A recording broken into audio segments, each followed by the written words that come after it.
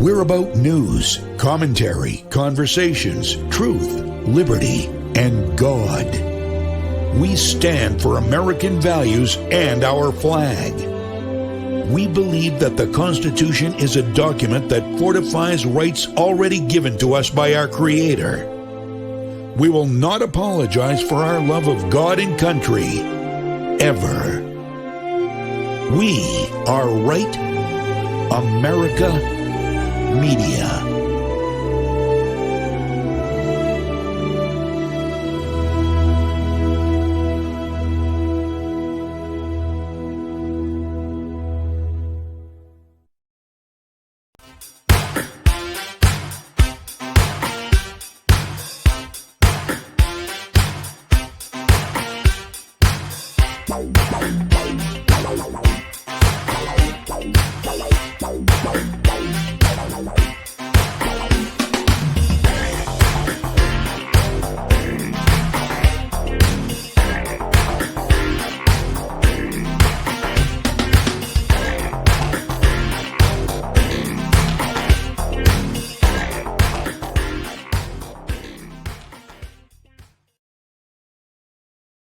Ladies and gentlemen, welcome back to Granite State Live. We are back with a factory new edition of the program.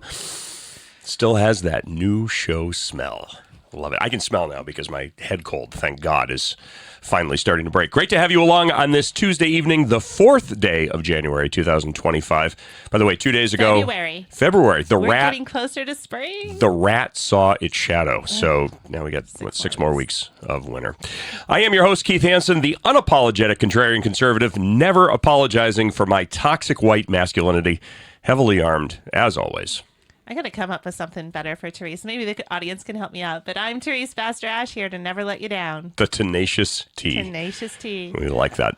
All right, on the program tonight, your calls, among other things. Call-in number if you'd like to be a part of tonight's program. Toll-free, 833-603-TALK. That's 833-603-8255. I know we did have the snafu last week with the calls. I think we are good to go this week. Got all the bugs worked out. Right. And if you'd like to be a part of the program via video, you can do that as well, too. Participate through the magic of live video. Just send an email to granitestatelive@gmail.com, granitestatelive@gmail.com. Put the words video link in the subject line, and the production team will get that link over to you lickety-split. And, of course, you know, we're always broadcasting on granitegrok.com, but now we're, like, all over the place. We're spreading. So now we got granitegrok.com, we've got Getter and Clout Hub, and there's another one, I think. But then, of course, Right America Media. You can always catch that, which is the production team, Right America Media. So you can catch that at actually, it's ramtv.live. That's ramtv.live. And if you want to catch the archives, either on Granite Grok through the X Facebook page, you can also get that at ramtv.live/GSL for Granite State Live. Yeah, I mean, we're kind of crawling, walking, and running with this. This has been a passion and a vision that we've had for New Hampshire for some time, but we will be working on some more graphics, so we'll let you know exactly where you can catch previous sessions or shows and catch us live wherever you are. So tell us who we have coming up tonight. So tonight, I named this one, Let's Talk About Life. Everything from abortion to suicide. There was a bunch going on at the State House. We had a 15-week abortion bill. We had a suicide, kind of people being able to opt to end their story as a hospice nurse. I love talking about religion. I love talking about politics, as you all know. And as a hospice nurse, I'm very comfortable talking about death. So those are the 3 taboos in our culture. So tonight we're going to talk about the 3 taboos. And we have a very special guest. We have State Rep Paul Terry, who, if you've never heard Paul speak, he is a very, very powerful, very passionate man. He is a retired pastor.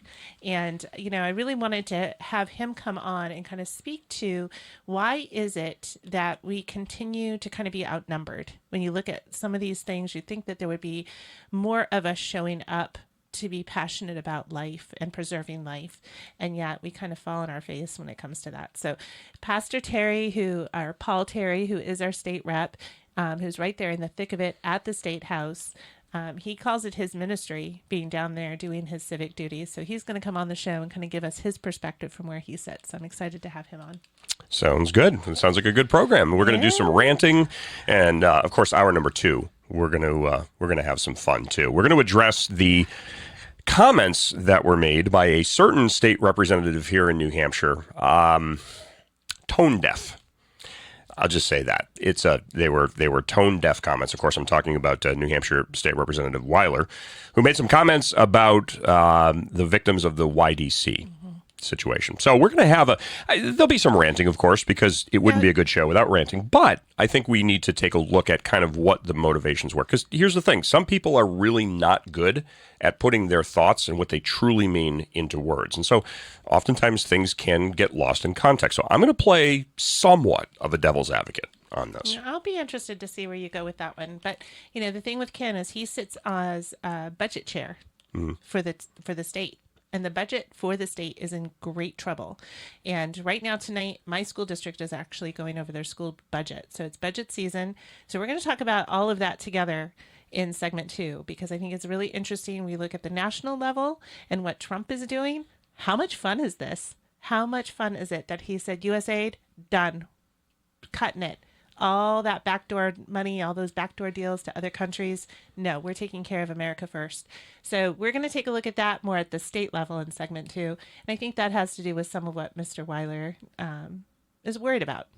I think it is. I think it is. And I think it's a fair concern, because the bottom line is that if we wind up spending the entire pot, whatever we have, in terms of settlements and things like that, and I think that's probably one of the big reasons why there was a cover-up on this, that this was very slow to come out. It's like, well, I've said that from the beginning. Let's not kick the hornet's nest too strong, because we may elicit too much. The impact to the taxpayer.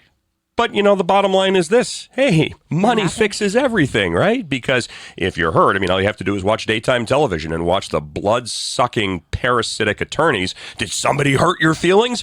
Sue them for everything that they've got. Because money fixes everything. Well, I'm having that same argument on special education.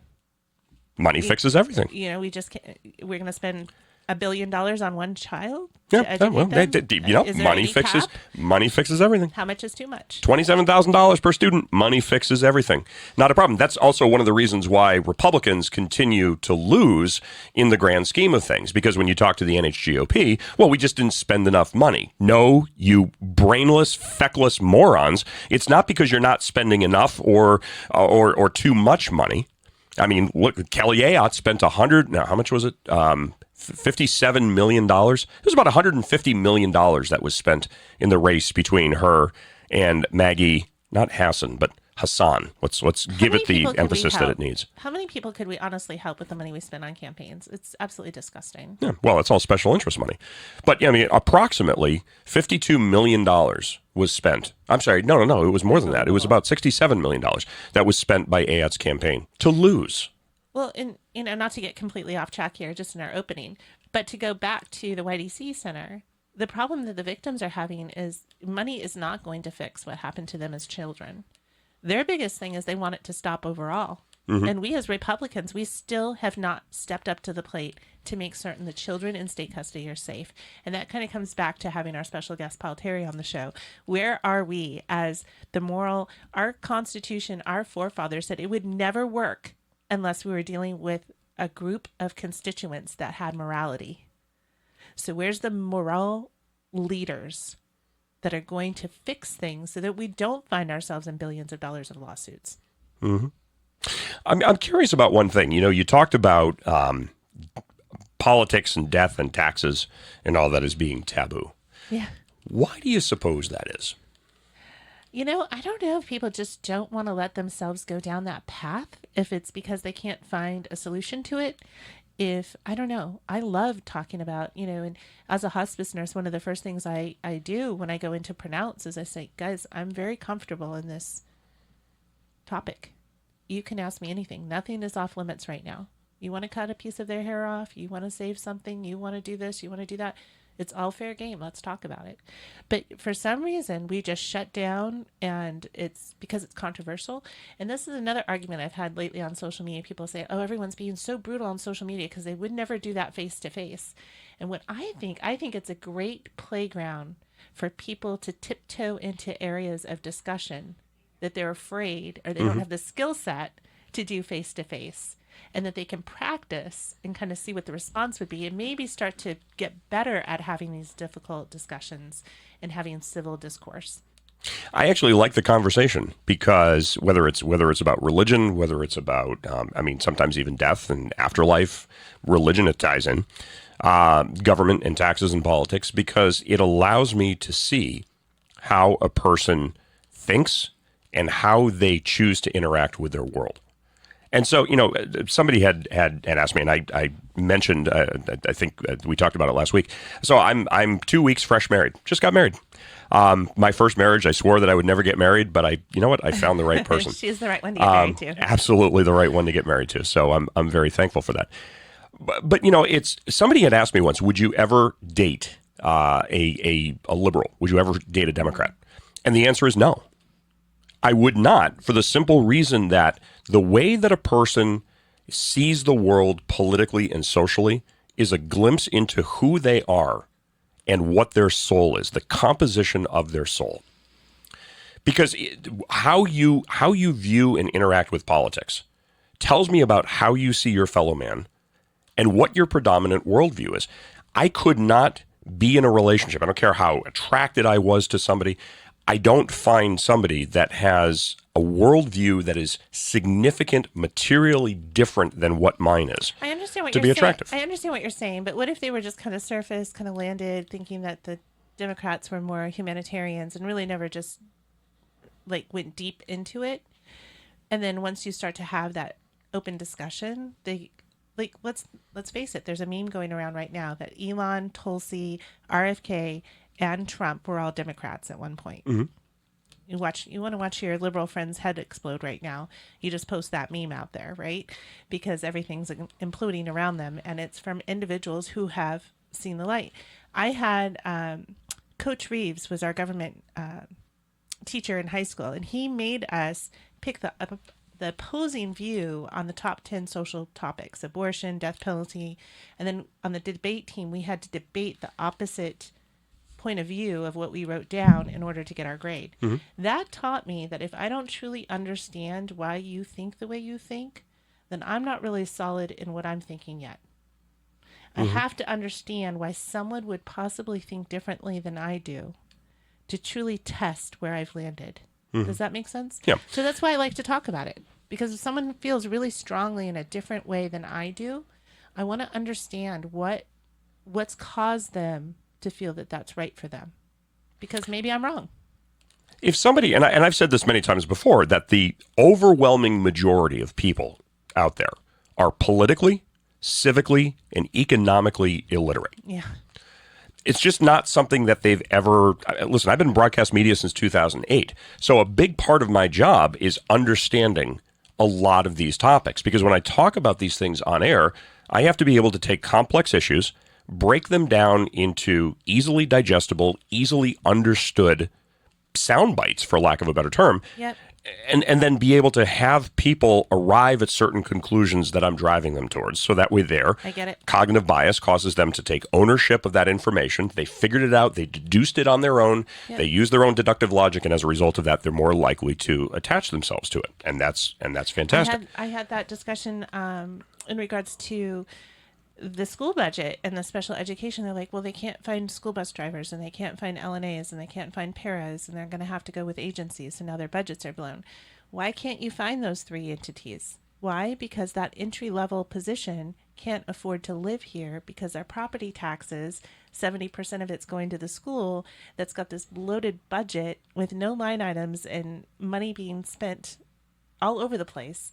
So now you've just spent your way out of entry-level support for that special ed child, and it comes back to affordable housing.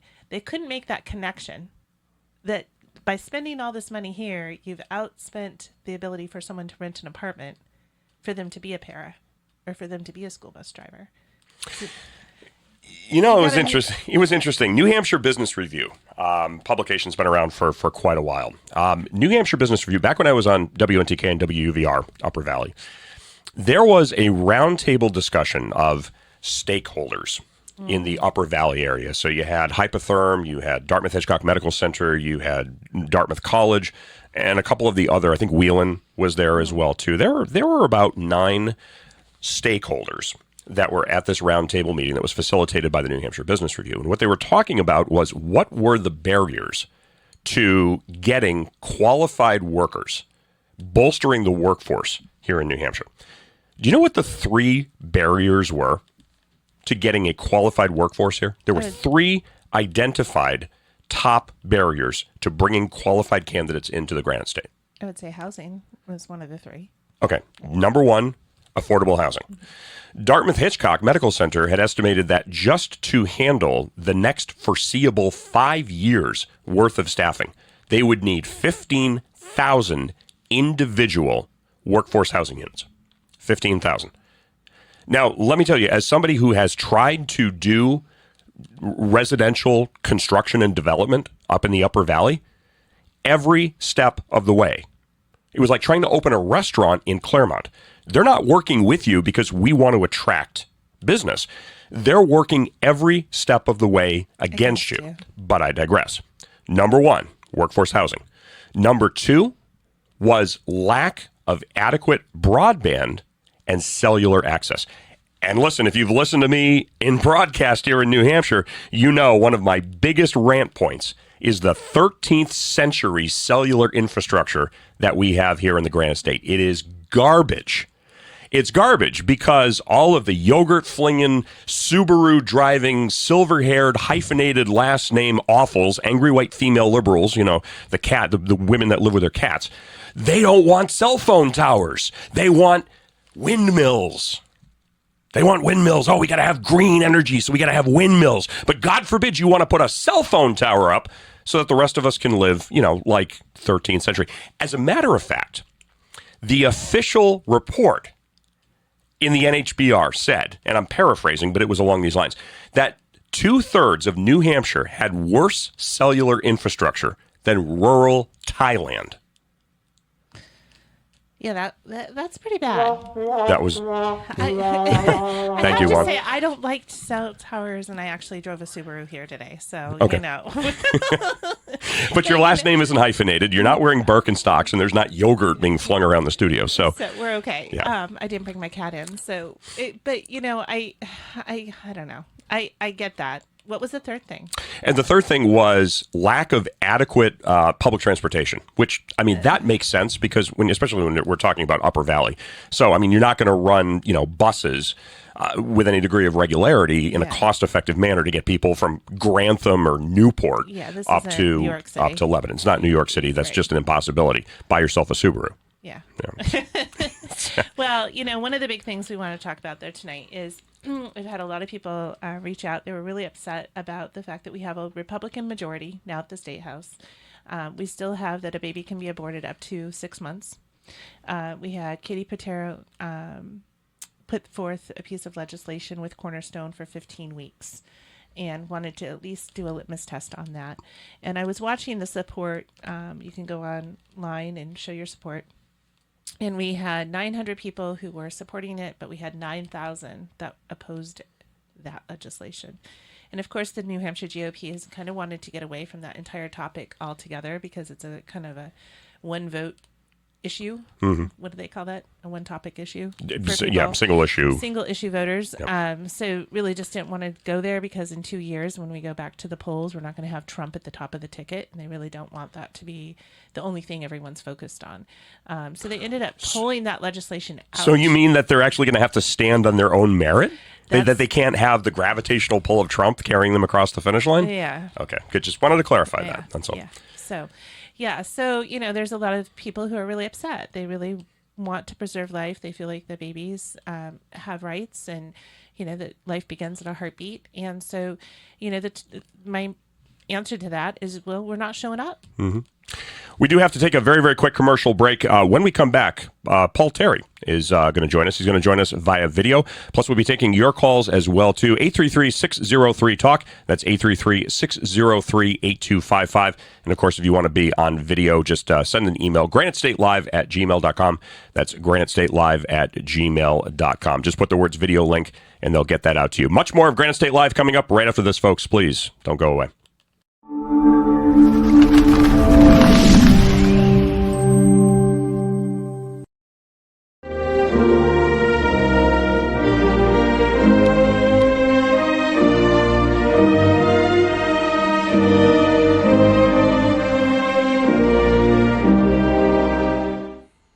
I don't think that many kids in my son's school even do it. He makes fun of his friend who vapes. He would never try it. She's into soccer. She's on the honor roll. She's just not the type. No way. No way. No way. No way, my kid would never vape. Get your head out of the cloud. Today, nearly 8,000 kids will start vaping. Maybe even yours. Learn about the dangers at talkaboutvaping.org.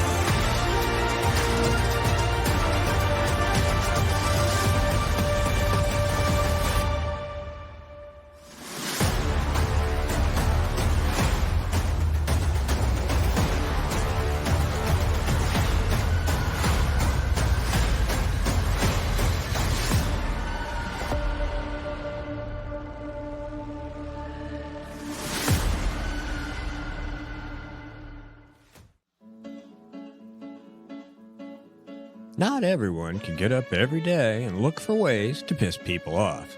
But here at GraniteRock.com, we do that almost every day. I can't tell you how many times someone's lost their SHIT and threatened to end us. But we're still here, pissing people off. It's almost like we enjoy it. And we've been doing it since 2006. That's almost 2 decades of news, politics, and opinion, and now podcasts, and we're just getting started. We believe in principles before parties and politicians. We defend free markets and individual liberty, and if that makes you mad, it makes us smile. We're like Grandma after she stopped caring what other people thought. If that sounds refreshing, you need to check us out.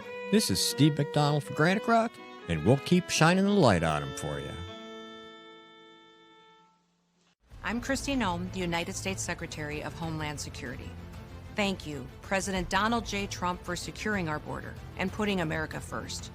Let me deliver a message from President Trump to the world. If you are considering entering America illegally, don't even think about it. Let me be clear. If you come to our country and you break our laws, we will hunt you down. Criminals are not welcome in the United States.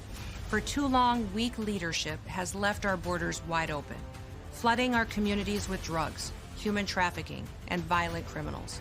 Well, those days are over. Under President Trump, we are defending American families and restoring their safety. If you try to enter illegally, you will be caught. You will be removed, and you will never return. Follow the law, and you'll find opportunity. If you break it, you'll find consequences. Strong borders mean a stronger America. President Trump is making America safe again.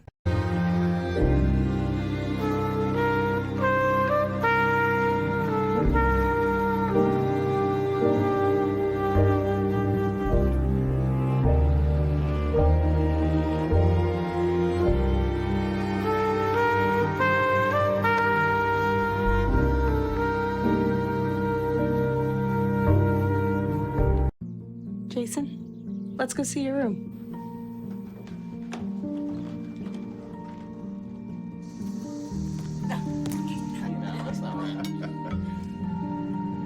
How is it? Is it good?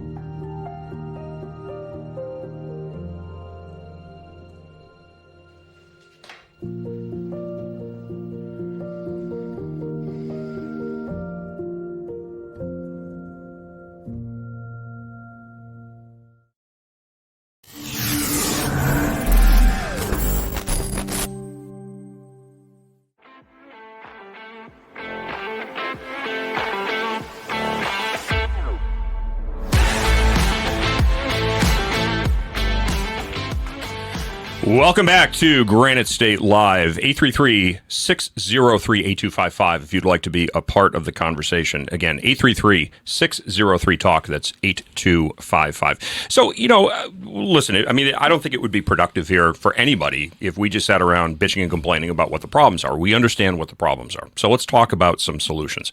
We were talking about this during the commercial break here.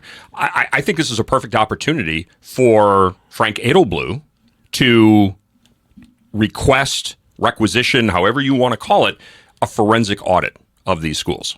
We need to know where this money and these hidden line items and, it's under the auspices. I mean, we did a 91A several years ago when I was on WNTK. There was some conversations. Andrew Volinsky was making a push for Andrew Volinsky was pushing for, let's be honest, an income tax in the state. And of course, they were talking about underfunded schools.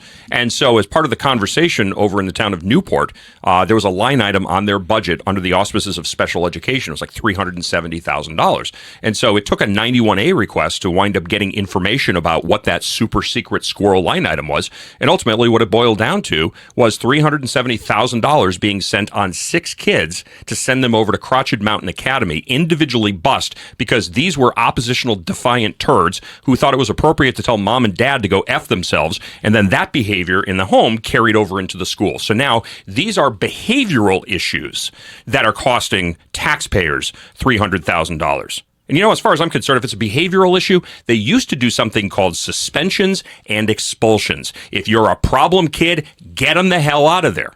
And whatever happens, happens. But ultimately, it's the responsibility of the parents to discipline their children and to raise their children in a manner that they can conduct themselves appropriately and properly in a school system. And if they don't, that's not the responsibility of the school to fix that kid. It's the responsibility of the parent to say, you birthed this kid, so you deal with the consequences. But now they just diagnose them and they label them with and give them drugs. ADHD or whatever the behavior is that they can shoehorn them into these IEPs. But what is a reasonable accommodation? Like, this is so ambiguous.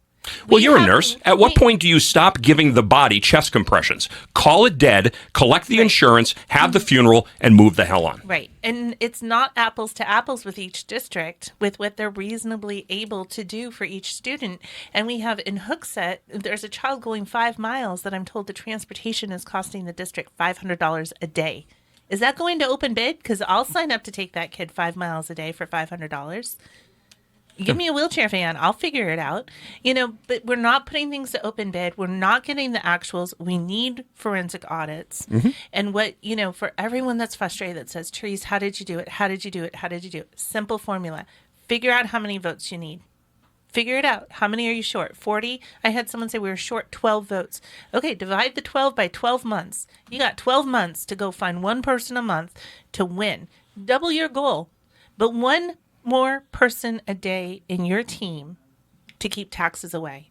And just watch social media. You'll see the people who are pissed off about their property taxes when tax bills go out. You grab those people and you say, hey, we're building an army because we're going to go do battle. Mm-hmm. And that's what I did. It was that simple. It was that simple. You build your army, then you go do battle. And the problem is that, I'm not going to say that's the problem because I'm not going to make an excuse for the behavior, but the problem lies with people, A, not being uncomfortable enough. The problem lies with people who don't believe that they can make a difference. And the problem lies with people who are afraid of being labeled insensitive and, oh, you just don't care about kids. No, I care about kids. I've got 2 stepkids. I do care about children. But what I also care about is the sustainability of this scheme that's being unleashed on people, and this notion that the people, the taxpayers, the property owners, are just ATM machines to fund reckless pipe dream spending. Well, can I talk about something else about New Englanders that is driving me crazy? I've been here for 25 years, but I come from Southern California. So last night I went to the first school board meeting, and there's 2 that represent Loudon. The one that was representing us, he did not participate at all. And the superintendent blatantly told those 11 board members they are not going to get to participate in the replanning of the school budget, which is their specific legal duty to the voters, to the constituents. He sat there, he didn't participate, he didn't say a word. We finally left that meeting after an hour and a half. He comes out and he says, I was so stoned and my stone just wore off. I need to smoke another bowl. In front of principals, in front of constituents, in front of other school board members, when they're looking to cut teachers, and we have children in that meeting saying they're being taught by a computer for their math. I would have motioned for his removal immediately. That's what I did. So that's what I did. I would have called the cops. He's on drugs on school property. Yes. That's a felony. So I post, Dan York, school board member, was high and stoned, self-proclaimed, and stated he needed to get further stoned before we left the campus tonight, representing you and $48 million in our children's we should future. have a producer get him on the phone. Do you know what have happened? Have him explain that. Do you know what the Loudon community, how they tore me apart, and how dare I bring that to the public square? And someone said, what, are you going to tar and feather him? And I said, yeah. I think we need to he probably go back. should be. What did our forefathers... You're in a position of public trust, and you show up with other people's paychecks and rights and children on the line, and you're stoned? You're unable to do your job? And you think it's Imagine being a appropriate to cop. say it? A cop shows up to a situation, and he's stoned out of his mind. Sorry, I didn't mean to shoot the wrong guy, but, maybe you should start being the right guy. And I'm all about liberty. I don't care what you guys go home and do in your homes. You go do whatever you want to go do. But when you're there and you're representing the people and you're representing their tax dollars and you're representing the future of our children, and you can't participate because you're not sober, I'm sorry, I'm taking that to the town square because we're going to demand your resignation. And do you know I'm the most loved and the most hated person in my town right now? And do you know how many people will message me and say, Therese, I wish I had your courage. I wish I had. I'm like, I am just a girl with her chickens. What is wrong with you men? These people can have your courage. Just stand up. Do it. Stand up and say enough is enough. At least show up to vote and take somebody with you. And people are like, that you're would be enough. disparaging him. You're defaming him. I said, if you don't want to be shamed, don't do something that is shameful. Yeah. Truth is not disparaging person. Truth is just truth. I love saying it this way. If you want to be respect-ed, you need to be respect-able. Agreed. Bottom line, if you want and respect it, see, this is the thing that we have this notion in society that because you're walking around upright, at least presumably, and that you have a pulse, that you are due respect. No, but see, now you earn that.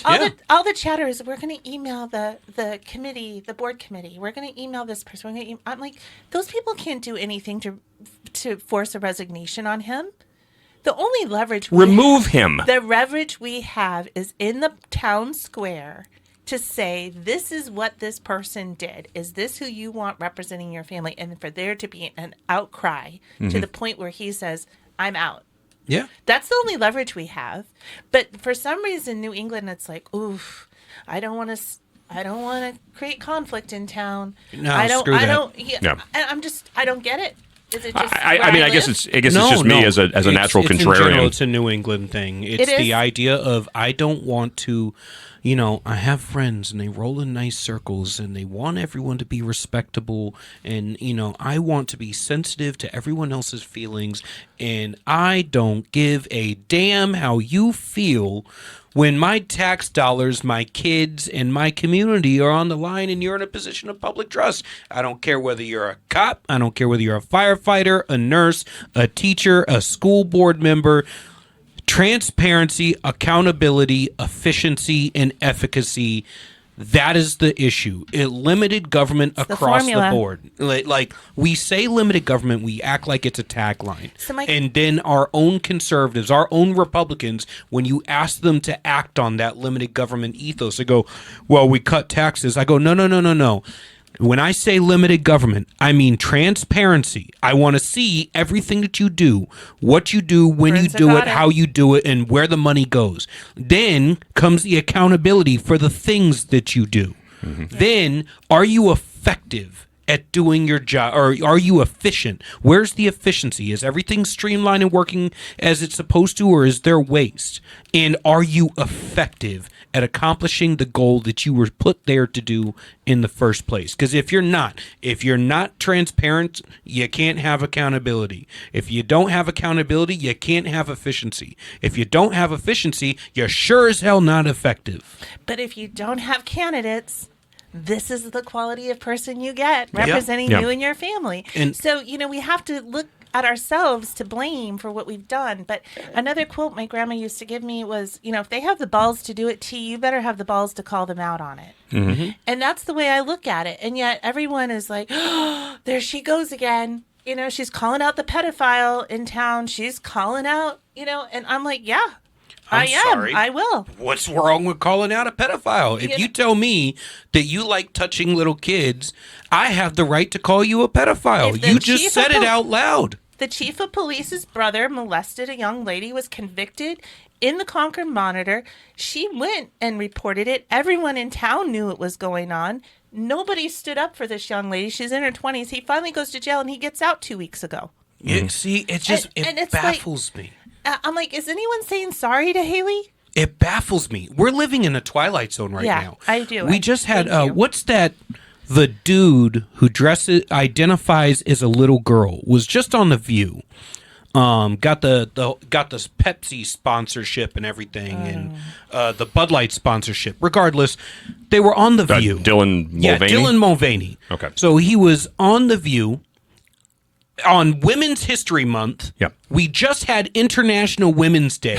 Score a win for the patriarchy. Another win for the patriarchy. Exactly. Yes. I love it. You're on The View to lecture the whole of society about how a dude pretending to be a little girl is the ideal woman in society, and that if you don't recognize that, then you're the bigot because you won't engage in the make-believe fantasy.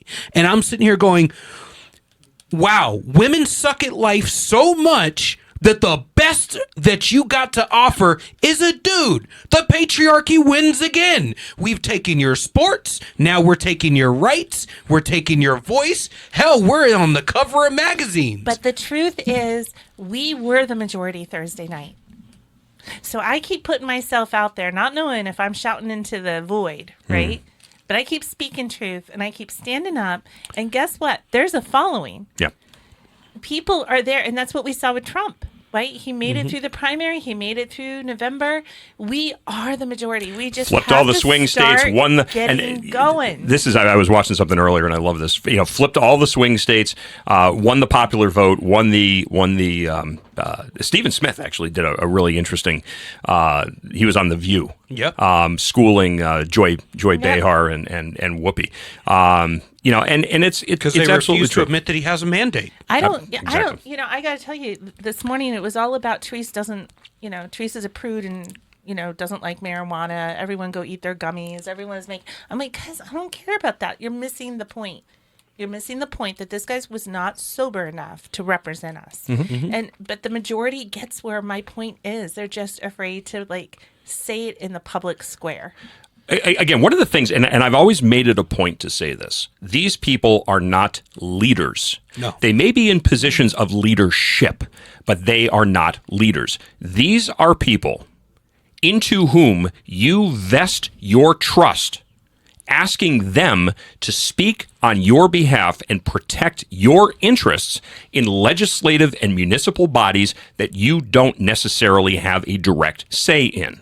Right. So your state reps, your state senators, school, everybody else like this. Your job is to listen to the will of your constituents and then to vote what is in the best interest of your constituents. So we need to... Period. That's it. You are in a position of leadership, but you are representatives of people. That's the first thing that people don't quite get. You're not the governed. You're among the governed. You're there to represent from among the governed. That's the issue that people don't get, is they assume they get the position of power and that now they're Thanos with the rings and they get to snap their fingers and just manipulate the universe. And that's not how it's supposed to work. So you got to find out how short you are for your team. Are you down 40 votes? You're down 60 votes? You're down 12 votes?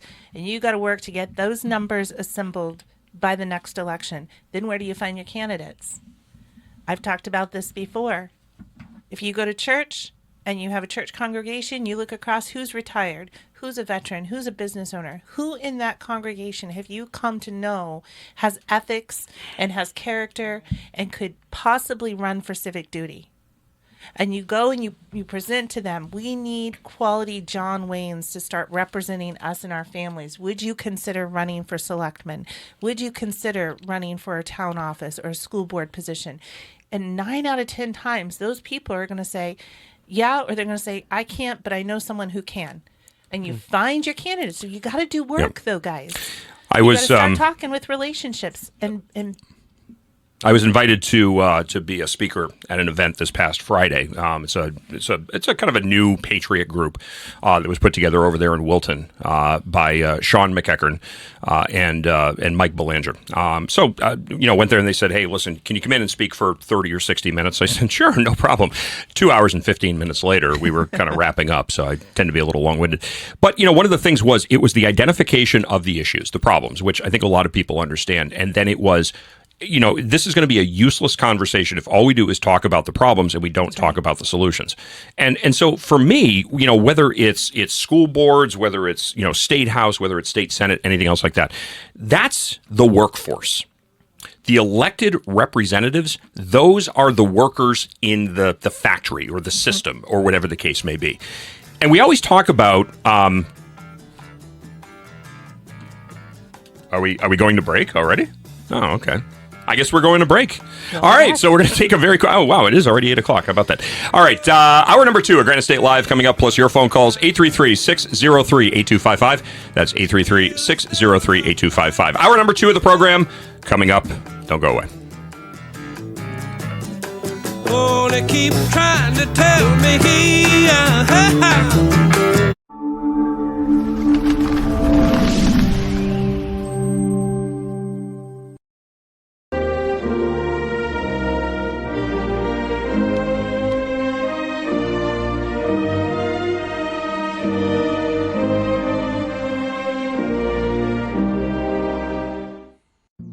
Jason, let's go see your room.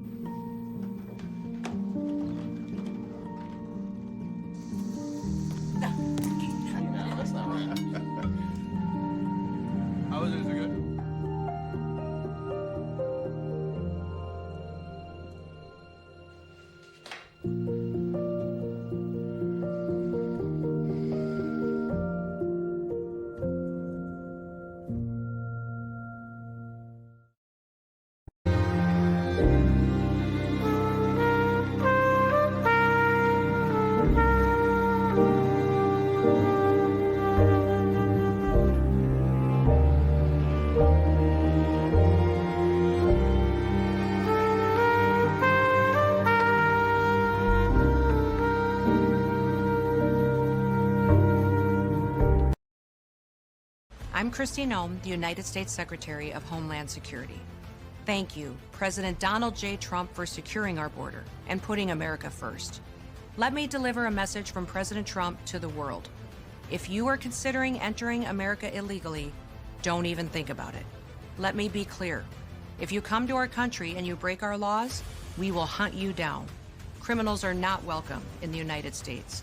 For too long, weak leadership has left our borders wide open, flooding our communities with drugs, human trafficking, and violent criminals.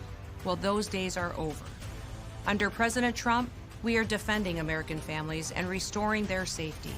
If you try to enter illegally, you will be caught, you will be removed, and you will never return. Follow the law and you'll find opportunity. If you break it, you'll find consequences. Strong borders mean a stronger America. President Trump is making America safe again. Not everyone can get up every day and look for ways to piss people off. But here at GraniteRock.com, we do that almost every day. I can't tell you how many times someone's lost their SHIT and threatened to end us. But we're still here, pissing people off. It's almost like we enjoy it. And we've been doing it since 2006. That's almost 2 decades of news, politics, and opinion, and now podcasts, and we're just getting started. We believe in principles before parties and politicians. We defend free markets and individual liberty, and if that makes you mad, it makes us smile. We're like Grandma after she stopped caring what other people thought. If that sounds refreshing, you need to check us out. This is Steve McDonald for Granite Rock, and we'll keep shining the light on them for you.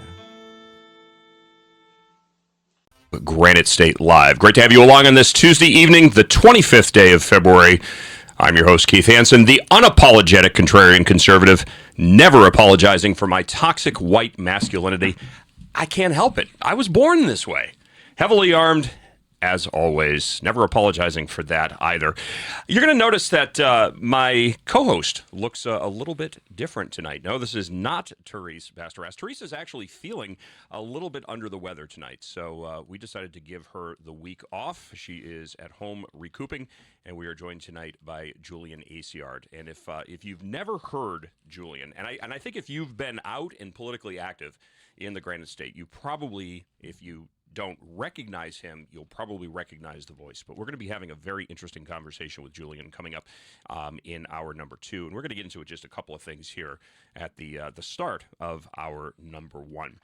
Our call-in number, if you'd like to be a part of tonight's program, make that nice and easy for you. 833-603-TALK. That's 833-603-8255. Please feel free to call in and opine on any of the topics that we're talking about tonight. And if you'd like to have your mug featured on the program as well, too, you can participate through live video. Now, we're going to be doing something a little bit different tonight. Tonight, we're going to be using I love Zoom. And I say that kind of tongue-in-cheek humor because, for me, Zoom is soul-sucking. And if you remember back to the COVID days, when everything was being done through Zoom. I think that's where the idea that Zoom is a soul-sucking medium, that's where that came from. But anyway, we're going to give the Zoom link a try tonight. So here's what you can do. You'll see in the lower third on the screen the meeting code. You're going to head over to Zoom.com, and you're going to plug in 892-1751 3763. Now, I don't expect you to memorize that. If you do, awesome. Brownie points for you on that one. But that will be in the lower third of the screen. And then the password is simply 603603. That will put you into the queue, and then you can be a part of the program. We're going to, production team will get you over. They'll let us know that you are holding on the line, and then we will certainly get that out to you. And, of course, for archives and also for live stream as well, too, GraniteGrock.com, and you can catch it on the Granite Grok X channel and the Facebook feed as well, too, under Granite Grok. You can also go to Facebook, Getter, Clout Hub, or X. And if you search for Right America Media, you'll be able to catch the program there as well, too. So on Facebook, Getter, Cloud Hub, and X under Right America Media. And then you can also go to RAM TV. That's for Right America Media. ramtv.live/GSL for Granite State Live. And, of course, that will get you either the live program as it's actually occurring. That will also get you the archived show as well. All right. Julian, it's great to have you. It's been a while.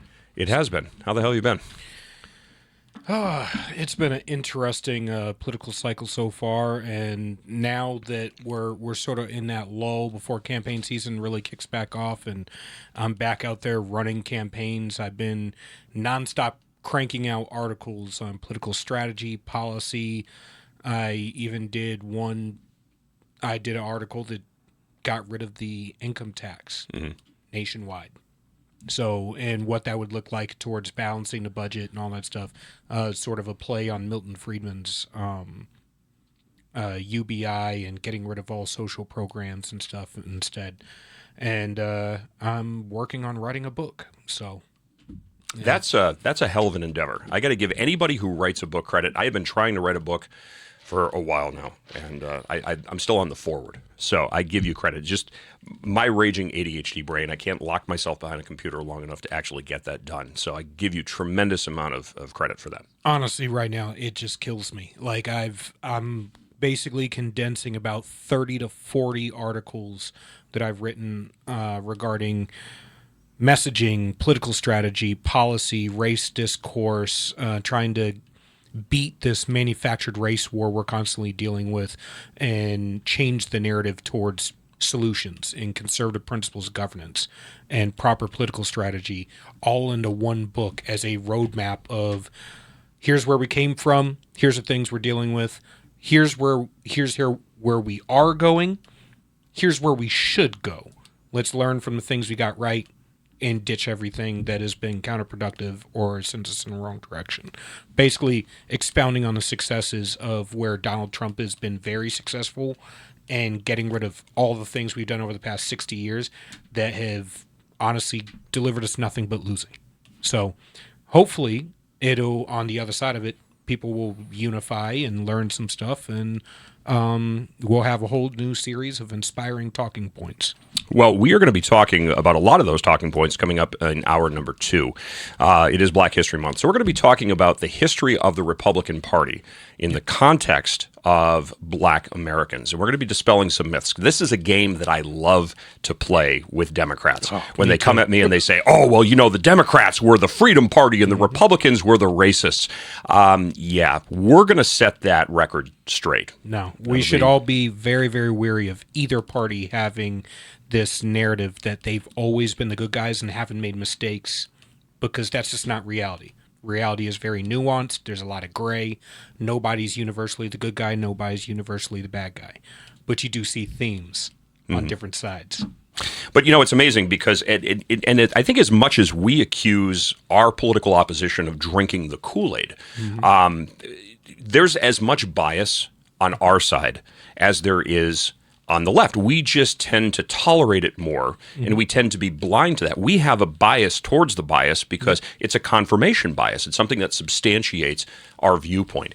You know, if you watch MSNBC or whatever, which, by the way, they're cleaning house over there. Joy Reid getting axed. You know, and of course, the lamentations of the left right now because they're losing what they perceive to be a pretty powerful mouthpiece over there. But, you know, we look at that and we say, oh, MSNBC, CNBC, CNN, they're all biased. Well, when you look at Fox News, there's a bias. When you look at One America Network News or Right America's Voice, is it Right America's Voice? Yeah. There's definitely a bias there as well, too. We just tend to overlook that or give that a pass because, well, it's a bias that substantiates our viewpoint, or it's a bias that works to further what's important to us. So we'll just go ahead and we'll give that a pass. We got to remember people absolutely abhor any necessity of looking in the mirror in introspection. We hate self-critique. It's painful. It forces us to have to rethink anything that we've learned. And let's be honest, if we're going to say that our education system has been messed up for the past 60 years since the inception of the Department of Education, which has been a conservative position since the inception of the Department of Education, we can't say that it didn't affect us and it didn't have influence over us. Every bit of everything that we've learned in school has not necessarily been false, but it hasn't been a whole story. And it's definitely been a curated narrative. Now, newsflash to conservatives, we don't run that institution. We don't run any of our institutions. So we should question everything. And the bias thing, well, I don't have a problem with bias when you're honest about stating your bias. If you're honest and you're telling me this is where I land, now I can critique you and I can take you with a grain of salt. When you're telling me that there's no bias and I'm supposed to take you as news, but it's nonstop bias, now I have a problem because you're pissing on me and calling it rain, which is exactly where Joy Reid is. She is the result of an entire demographic of people who work in media who cannot think on their feet. They have no contextual knowledge of anything outside their ability to read a teleprompter and to fit into whatever box the mainstream media needs them to fit into.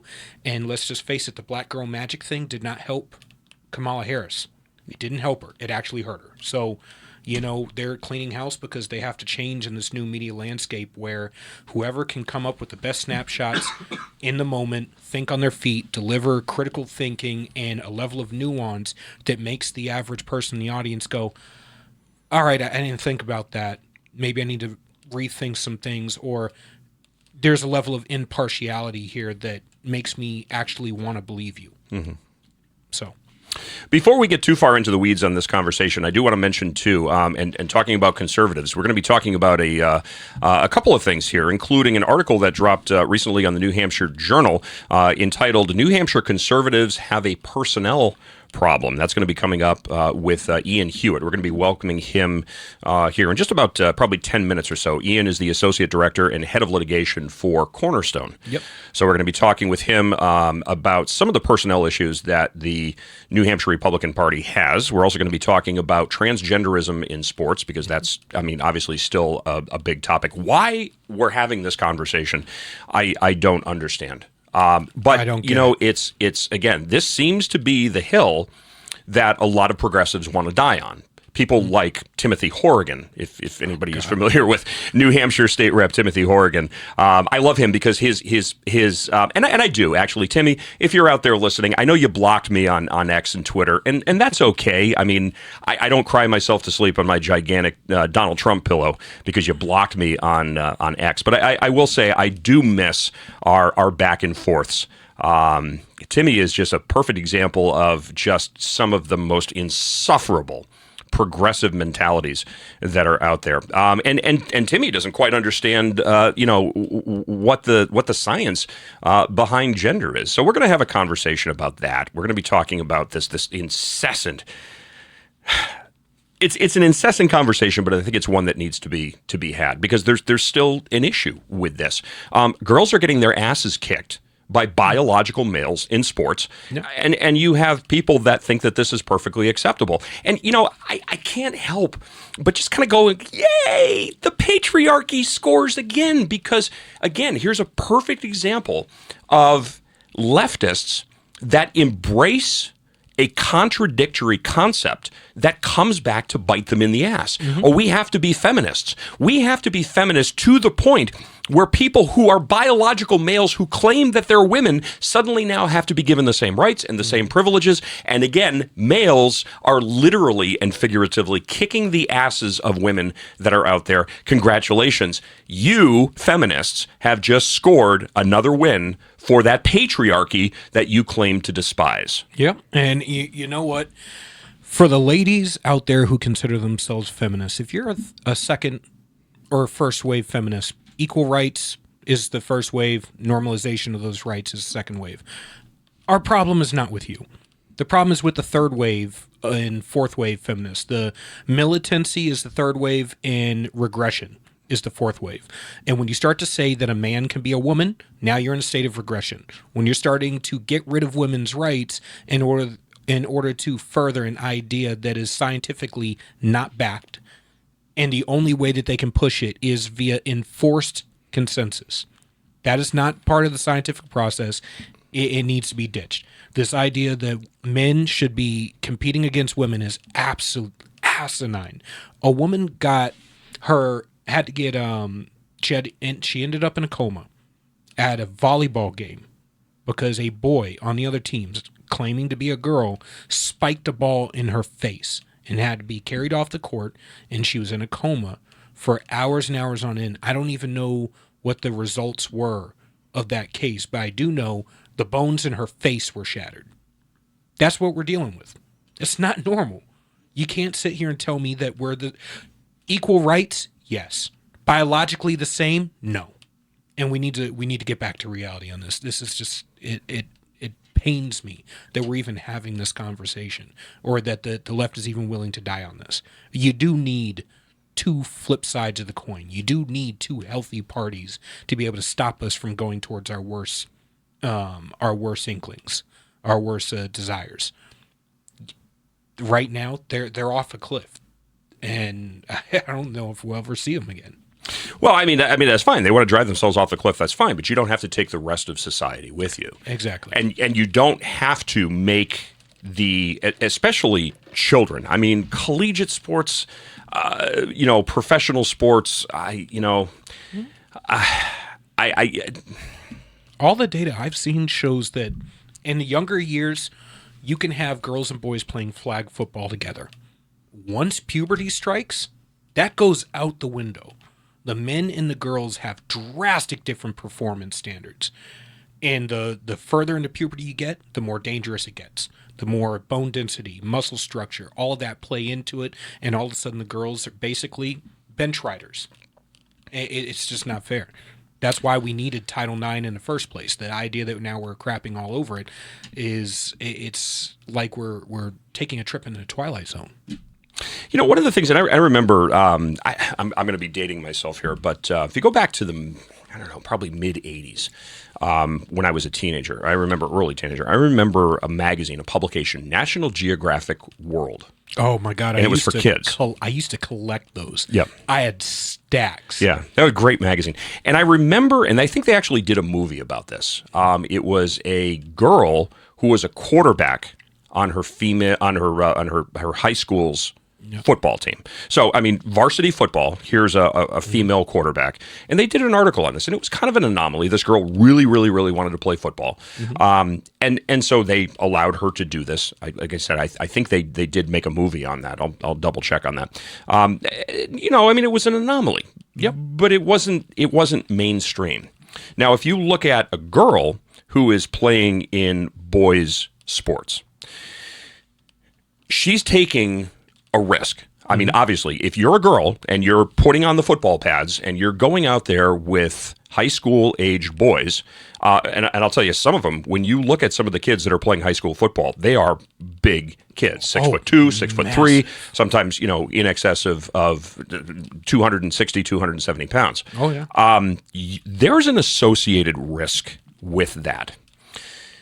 And I guess the question becomes now the justification. If you assume the risk, is that okay? But what about now if you take the inverse of that? I have one player who's a female on a team of males.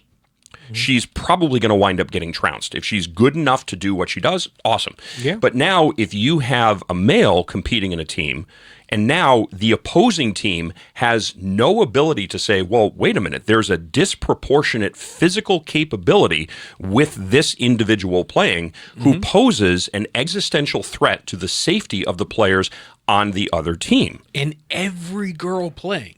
So this is different than one person taking the risk on themselves. You're imposing a risk on everyone else who didn't sign up for it, and you're forcing them to take the risk. So what's the option?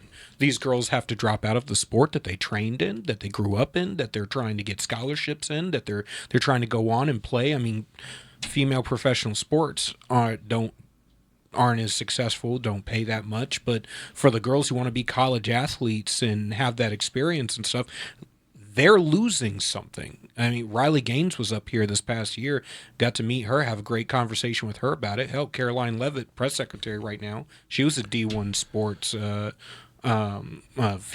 softball athlete. So this has real life implications for a lot of these girls who are going to miss out on opportunities because guys want to cosplay as girls, and there are too many adults who would rather affirm them than be realistic. We have to take a very, very quick commercial break. We're going to continue this conversation with Ian Hewitt, Associate Director and Head of Litigation for Cornerstone. That, plus your calls and much, much more when Granite State Live continues. Don't go away. All right.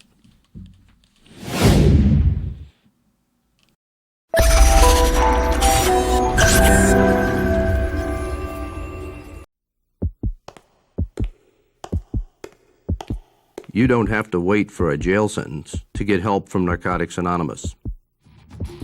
This doesn't have to be your bottom. It is possible to stop using drugs. Call Narcotics Anonymous. We can help you.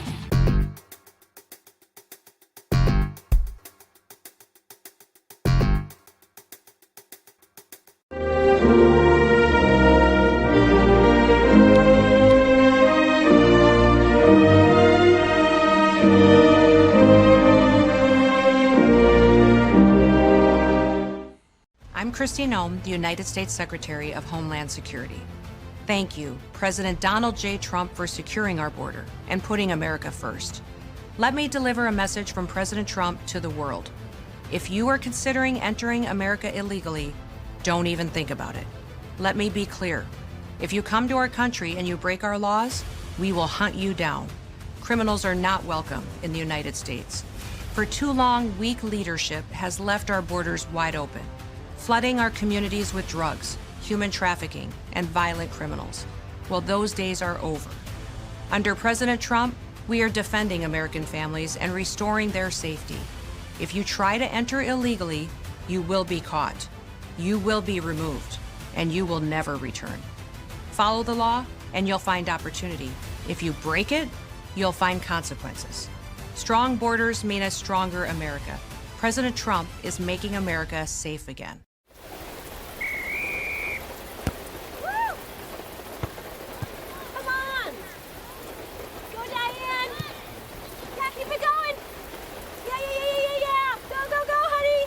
If you love them enough to drive an hour to cheer them on as they get beat 11-0 in the rain, then surely you'll check nhtsa.gov/the right seat to make sure they're correctly buckled in the back seat.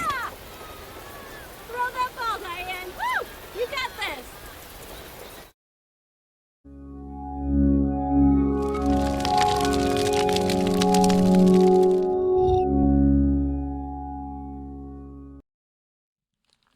All right, welcome back to Granite State Live, 833-603-8255 if you'd like to be a part of the program tonight. Again, 833-603-8255. That's one of those lesser-known toll-free numbers, like an 800 or an 866 or an 877. So that is toll-free, 833-603-TALK.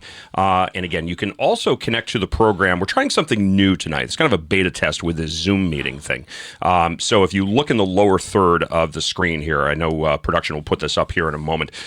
It'll give you the dial-in number. Go to Zoom.com, plug in the 892 number that you'll see, and then you just type in the password 603-603, and that will connect you directly over to the program. So we're going to continue talking about this issue of biological males in sports. What I want to do before we pull Ian Hewitt, and by the way, Ian Hewitt's going to be our guest for the remainder of the first hour tonight, Associate Director and Head of Litigation for Cornerstone.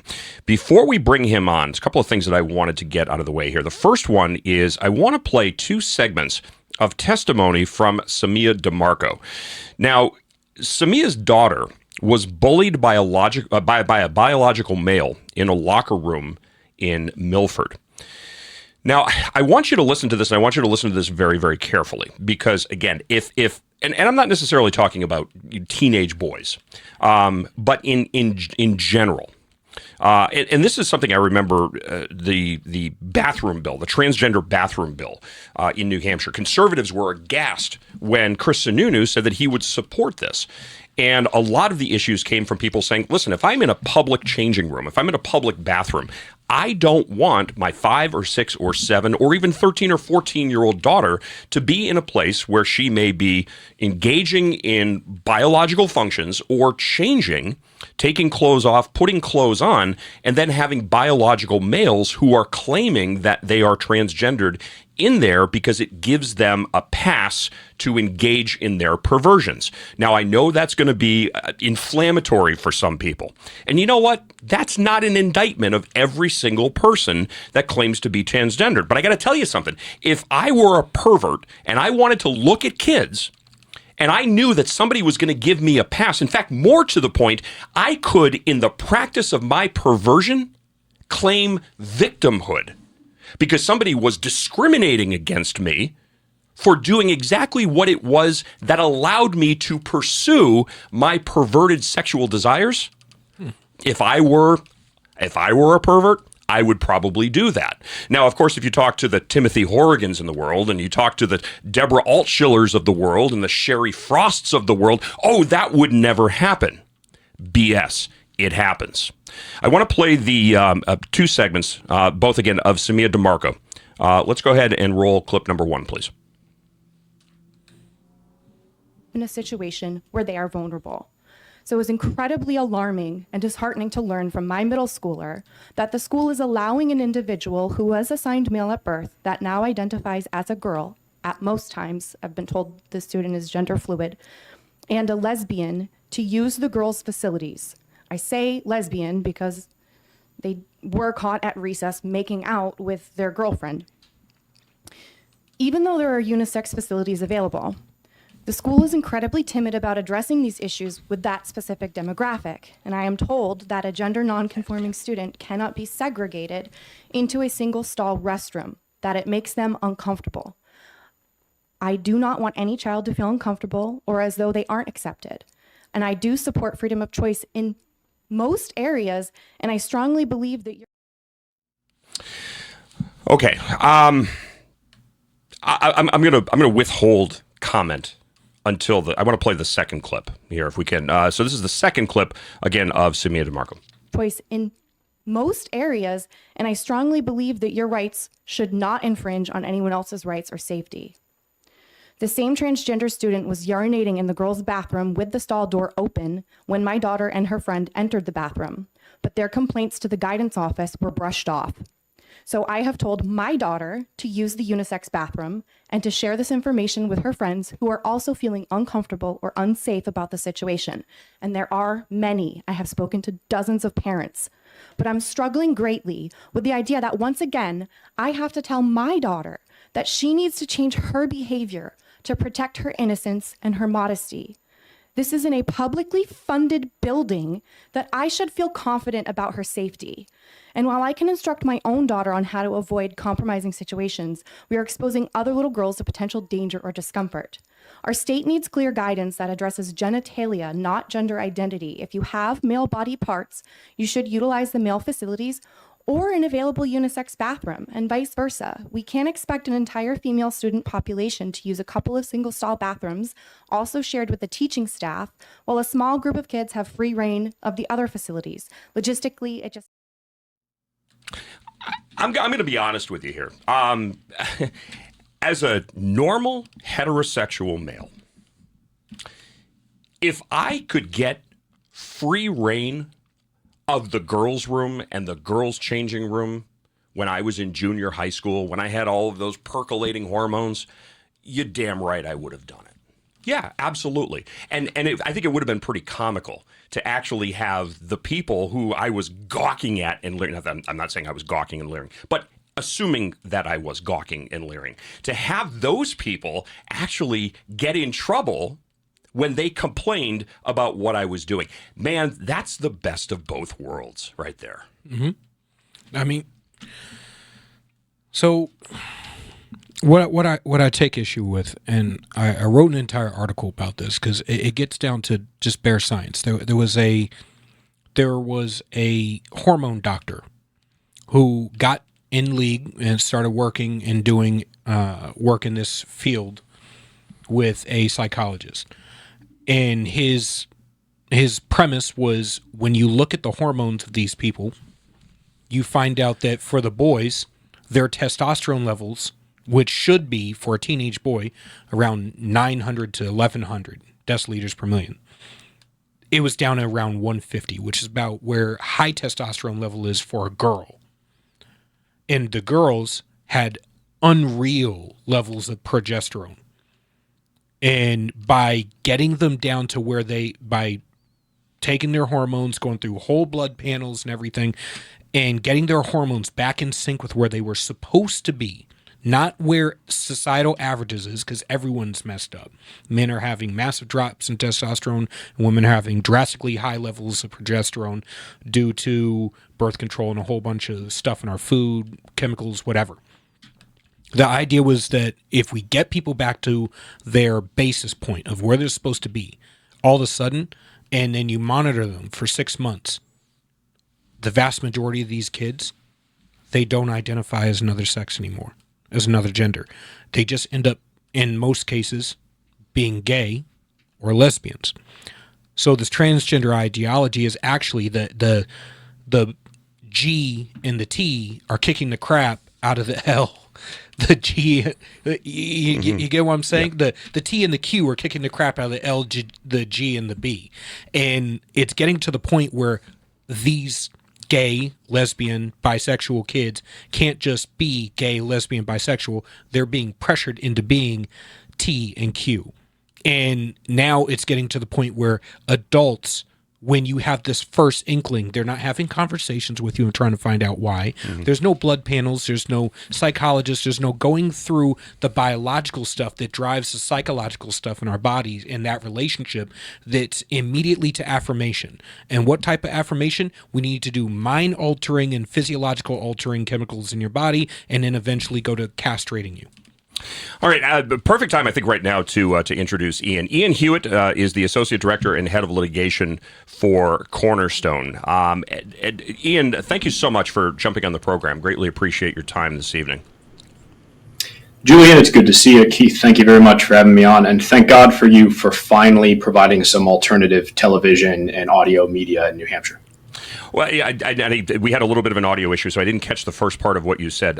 We have to broadcast this show on Granite Grok and through alternative media because, WMUR sure as hell is not going to put this type of programming on. They would never want to deal with the backlash, I think, of all the leftists that would come out and say, this is hate speech and this is insensitive and this is, whatever pejorative you'd want to throw at the commentary.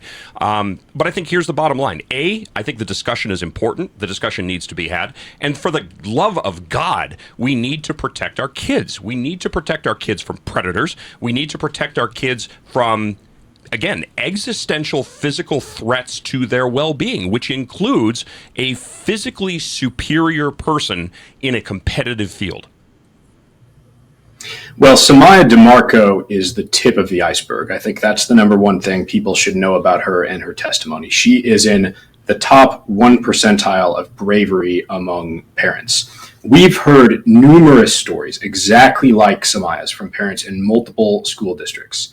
In Milford, where Samaya is, in Interlakes, in New Ipswich, in all these districts, you have basically verbatim identical scenarios where you have a transgender student who is also a bully and enjoys flexing their status and power in female spaces like locker rooms to make other students uncomfortable. And this is really important to think about because often our side fixates when we're discussing this issue only on the possibility that an insincere heterosexual male may posture as transgender to get access to female spaces. But what I think is happening in this pattern we see all over the state, Milford, Interlakes, New Ipswich, probably some other districts where parents haven't even come forward and talked to us, is you have sincere students. I think all of these biological males in all these cases, based on everything I've heard, everyone I've talked to, they really do sincerely identify as transgender females or they identify as gender fluid lesbians, you name it. I think they really believe that. I don't think they're posturing, but they are also bullies. And if you just appreciate the fact that transgender students are...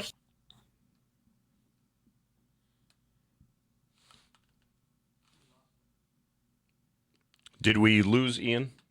Okay, we lost Ian, so we're going to have to work on that connection there. I think one of the questions that comes up with this initially is we understand that the human brain doesn't fully develop until about 25, 26 years of age. I was just out of state at a christening this past weekend where there were a lot of kids, very, very large family. They have 6 kids. And one of the cousins was there. Cousin was probably about 5 or 6 years old. And he picked up one of the dresses of one of the girls and put it on, and he was running around and he's like, "Hey, I'm a girl.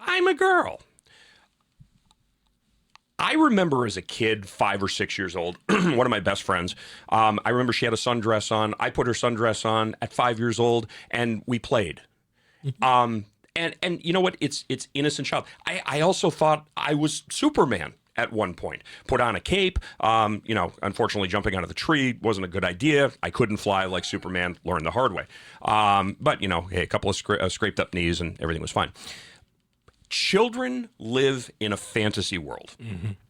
I would no sooner take a child who puts a cape on and says, I'm a superhero or whatever, and encourage that child to jump off of a rooftop and try to fly, as I would now take that 5-year-old child who put the sundress of a girl he was playing with on and said, I'm a girl, and go, oh my God, he's identifying as transgendered. We've got to saw off his genitalia and we've got to put him on hormone blockers so that way he can now make manifest this prepubescent fantasy that he has. Am I out of line by saying this? Because this is child abuse. Because it's not even, it didn't just stop at transgenderism, because now it's become the furry thing. Now it's become people can identify as cats and dogs. And so how far does this go? My son at one point wanted to be a velociraptor.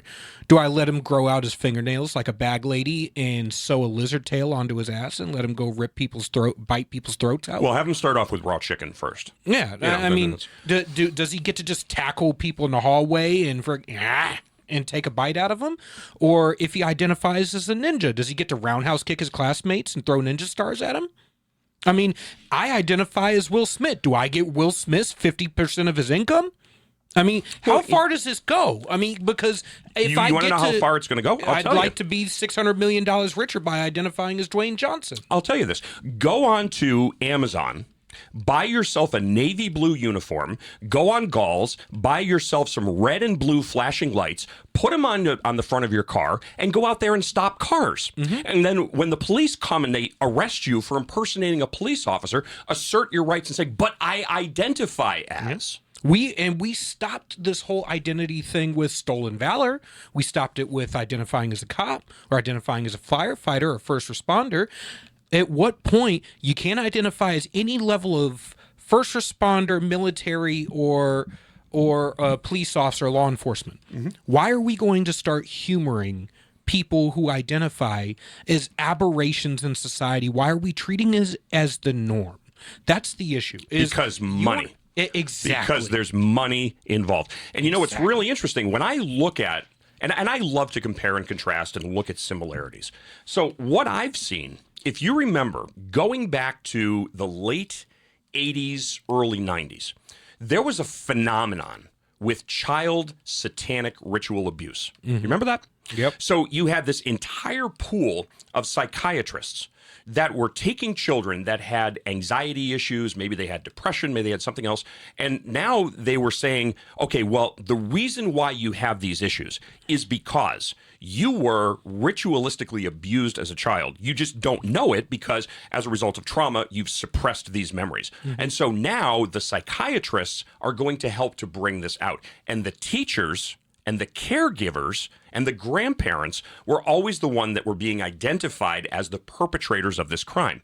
Now, instead of the teachers and the caregivers being identified as the perpetrators of the crime, now the parents, not necessarily the parents, but the caregivers and the teachers are the ones that are now perpetuating the myth.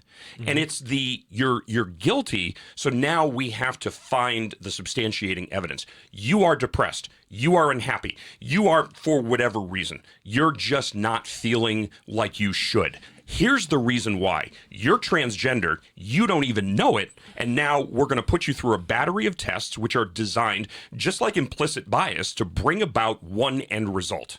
And here's confirmation. Here's the more sinister part. It's even started to permeate into the military. So at the VA, I've watched a series of military veterans, PTSD, depression, anxiety. Yeah, we're getting the music here, so we got to take a quick break. I know we have Ian back, so as soon as we come back, we're going to bring Ian back onto the program. Much more of Granite State Live coming up right after this. Don't go away. Plus, also, your phone calls as well, too. I know you want to opine on this. Call in.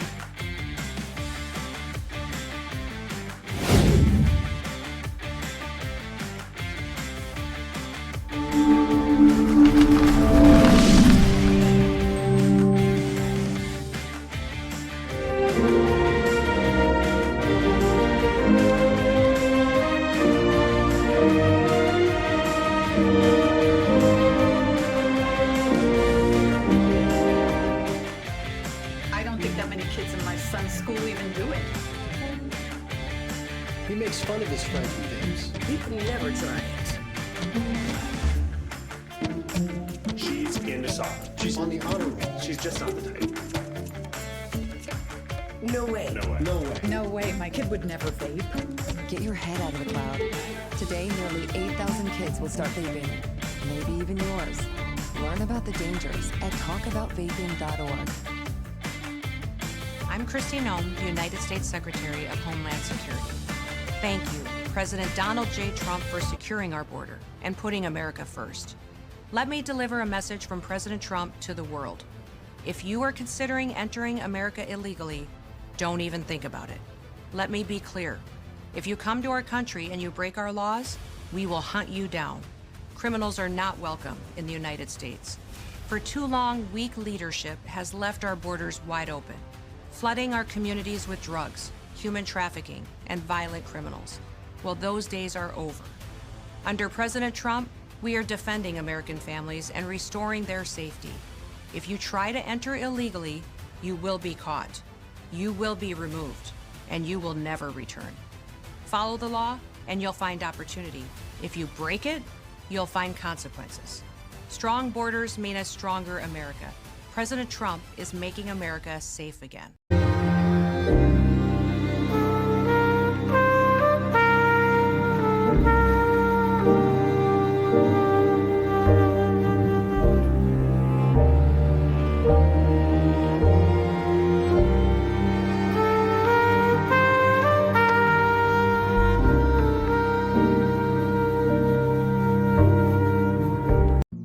Jason, let's go see your room.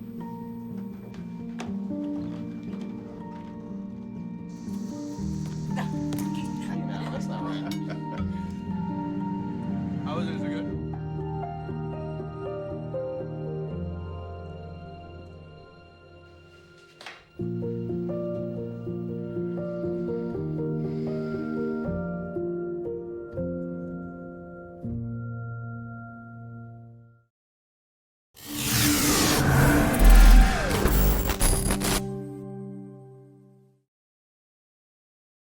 Granite State Live, 833-603-8255, if you would like to let your voice be heard. Are we crazy? Are we out of our mind? Are we racist, homophobic, whatever pejorative you want to throw out there? That's okay. You can level at me. I'm thick-skinned.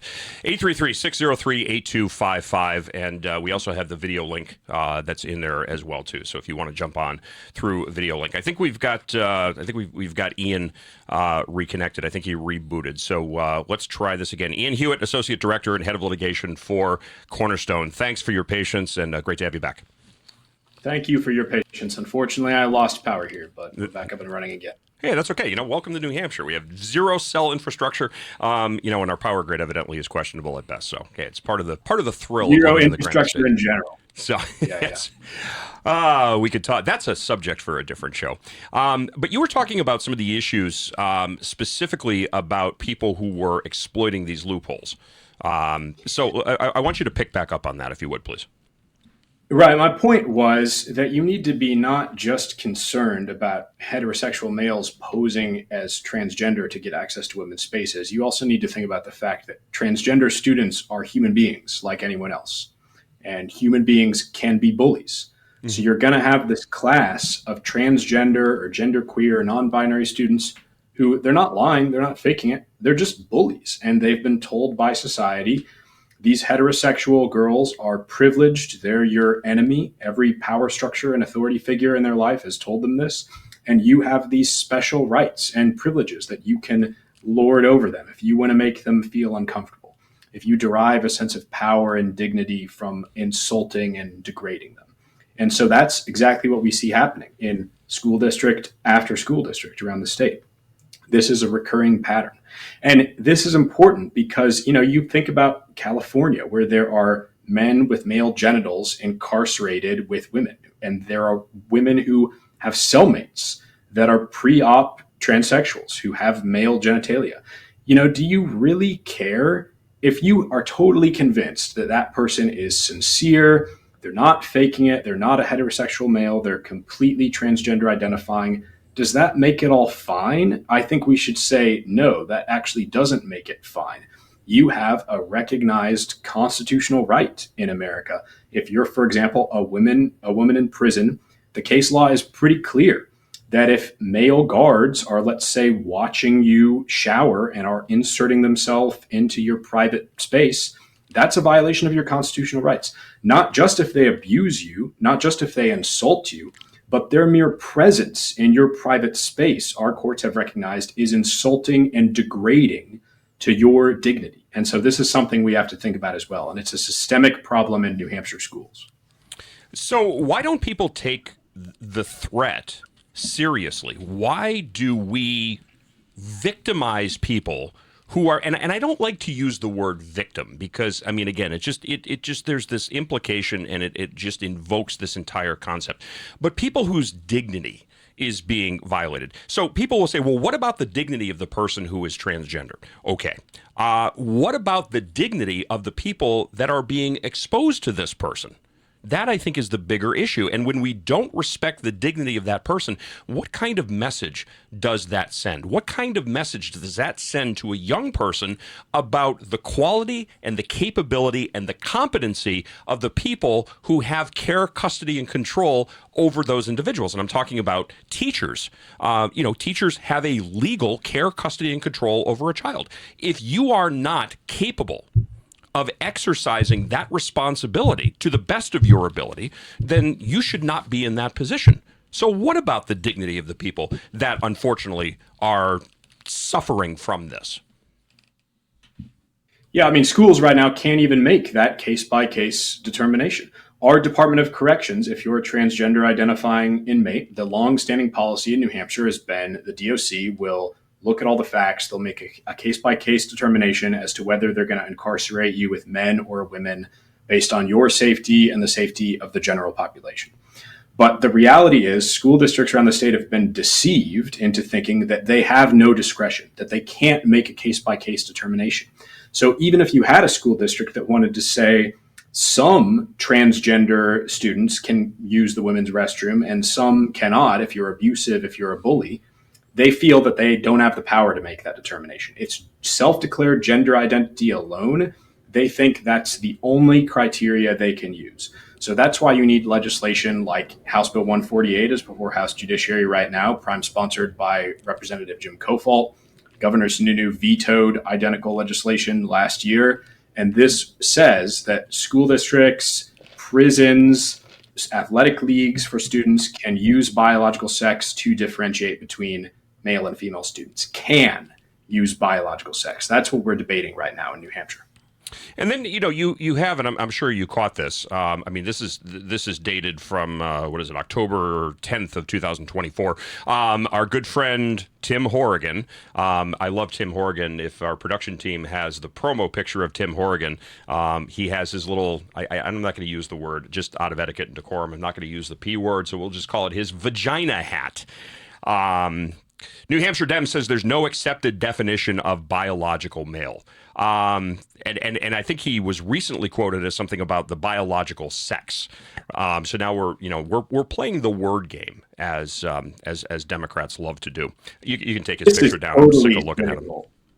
This is totally cynical, Keith. The reason Horrigan is so angry about the fact that we have a very simple definition in House Bill 148 that just says male and female means the male and female biological sexes is the standard playbook for progressives all around the country is if you introduce any kind of biological sex separation bill, they go to the definition and exaggerate. So let's say, for example, the definition says it's based on birth certificates. Then the Dems say, oh, the Republican legislature wants to examine your birth certificate before you can go into the bathroom. If the definition says chromosomes or DNA, they say, oh, before your daughter can play on her school sports league, the Republicans are going to do a blood draw and do a DNA test on her before she can play in the sports league. We've taken away in New Hampshire the ability of the Democrats to make their standard playbook argument. So now cynically, because we've avoided this trap of using these hyper-detailed law code-like definitions and relied on a very simple and elegant definition, now the Dems say, we want a more detailed definition. Why isn't there more detail in there? But I guarantee you what would happen if we put in a carefully tailored, micromanaged definition is Democrats would do what they do all over the country, and they would say This just shows they're going to look at your daughter's genitals. They're going to test your daughter's DNA. They're going to demand a birth certificate. And so it's damned if you do and damned if you don't. Well, and again, this is kind of you're going to like how I do this here because this is called a seg. But what about parents' rights? Don't parents have the right to say, I want my child protected? More to the point, I'm a stepfather now. And my stepchildren are in private school. Thank God. Because I'll tell you something. I would probably be the most vocal parent if it was in a public school. I would be auditing every single thing that child was accountable or was being held accountable to. What about the rights of the parents to say, no, we don't want this? But then you have parents that are speaking out against this, and they're subject to court injunctions and trespassing if, God forbid, they call attention to this. Well, unfortunately, under the New Hampshire Constitution right now, you effectively don't have any parental rights. The Doe against Manchester, New Hampshire Supreme Court case decided within the past year was a case where Manchester's policies were challenged. Manchester School District has policies saying, we are going to secretly socially transition your child, and if you inquire about it, not only are we going to conceal it, but we're going to affirmatively lie to you, the parents, to conceal the transitioning that we're facilitating in the school. And that was challenged on the basis of the New Hampshire Constitution, using the argument that violates state constitutional rights to parental rights.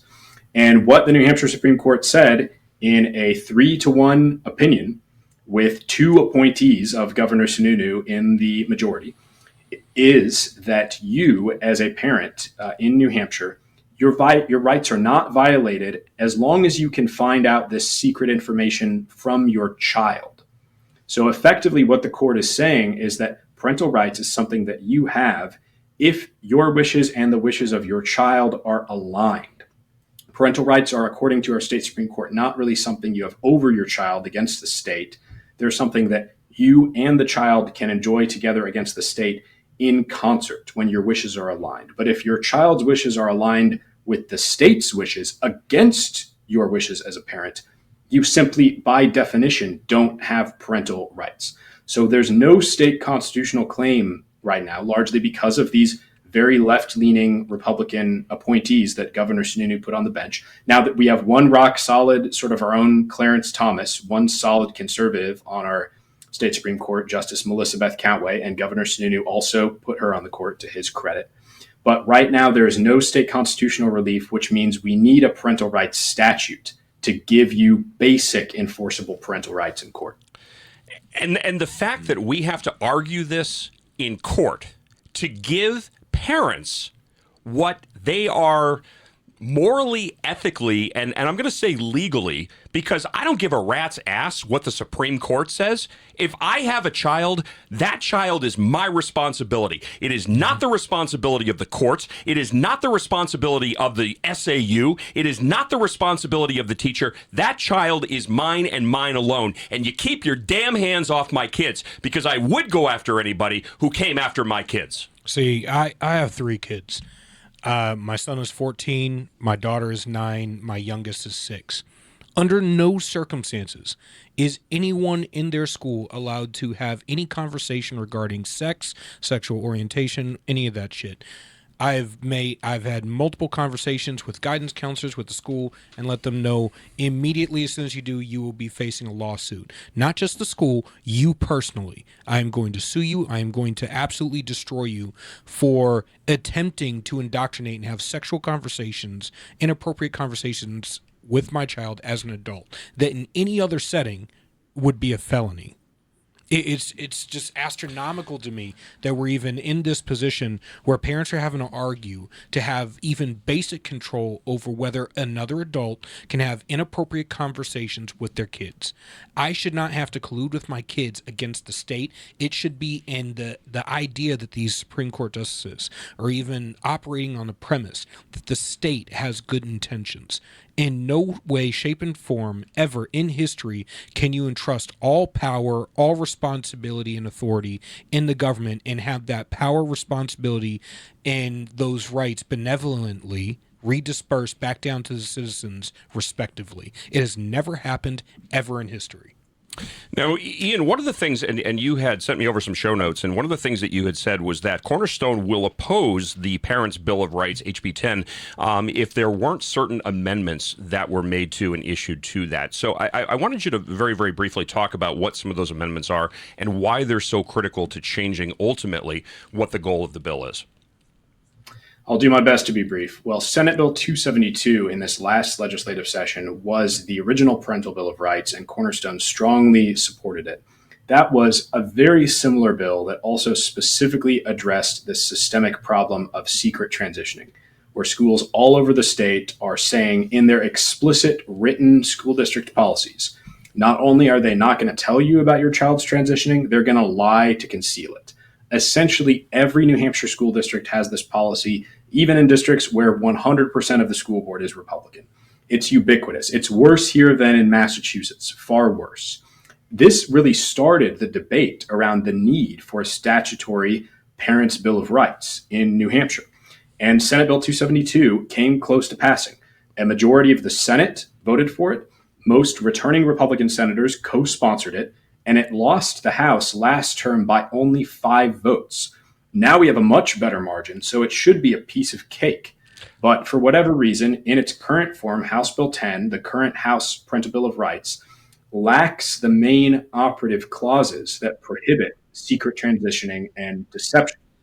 The problem with that is if you do a list of enumerated rights called the Parents' Bill of Rights and pass it into statute, and it does not do anything to address the systemic, widespread problem of secret gender transitioning and deception, legally, we and parents are going to be in a far worse position when we go into court and try to challenge these secret transitioning and deception policies. The argument is going to be the legislature has addressed parents' rights comprehensively. They've got an enumerated list, and they left this out. Look at the U.S. Constitution and the Ninth Amendment.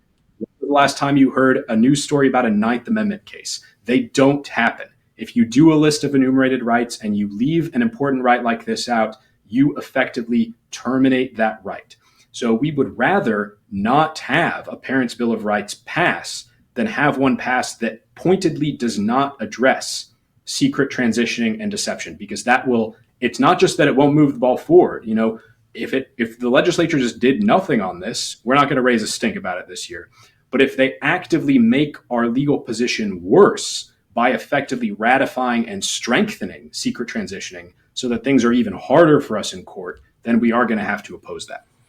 So there's a couple of things here that I think people can do. First and foremost, if you give an iota of care about your kids, get them out of public schools, co-ops, homeschooling. If you can homeschool, if you can find a network of homeschooling parents, if you can swing it, do a private school, private Christian academy. I mean, I look at schools like Claremont Christian Academy. NECA is not around, unfortunately, anymore. New England Classical Academy, great facility.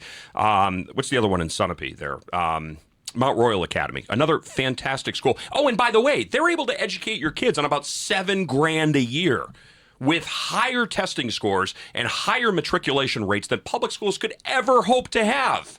But then, of course, the public schools need, $21,000, $22,000, $27,000 to educate your kids.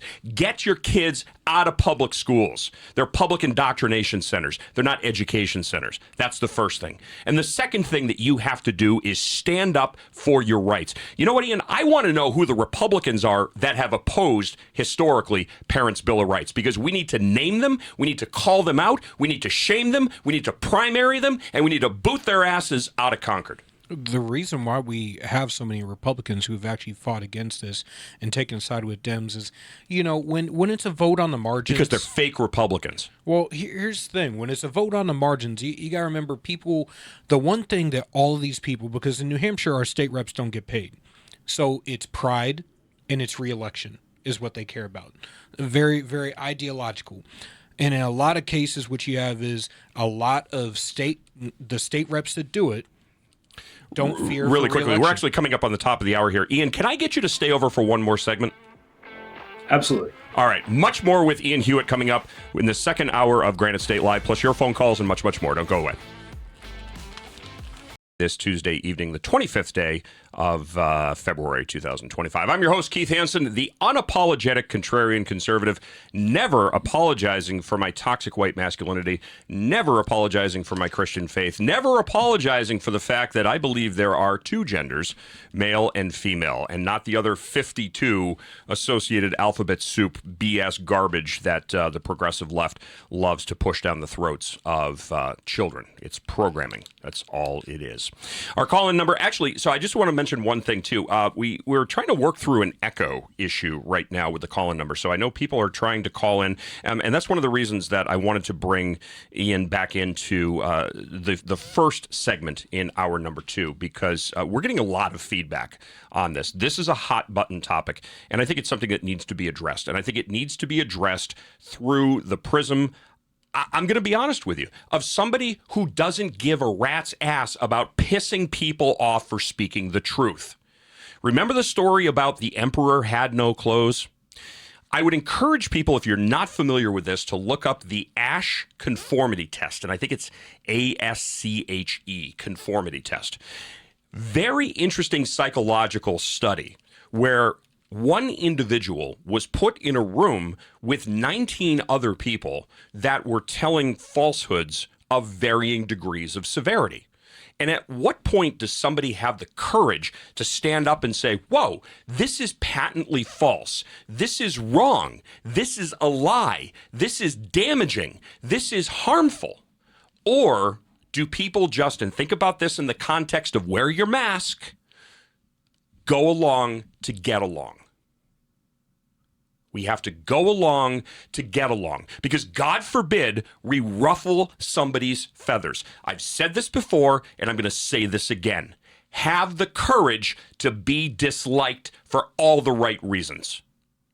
For all the right reasons. Stand up for what you know is right. Stand up for what you believe in. Stand up for your voice. Stand up for the people who don't have a voice. Stand up for the people who need you to do the right thing on their behalf.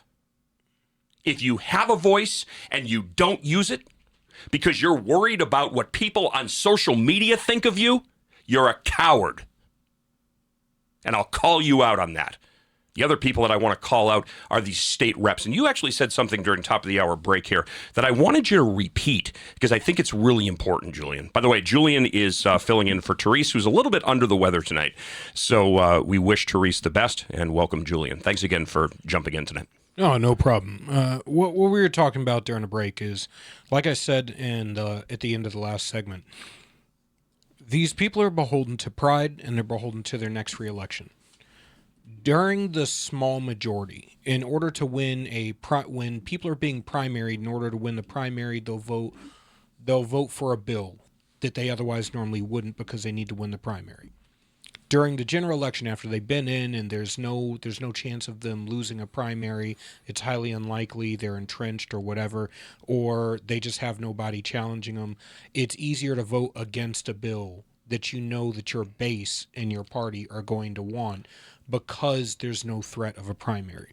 Me, on principle, I think people should be primaried often. I think that it should be primaried often. I think your voting record should be challenged all the time. You should always have to justify how you vote to your voters.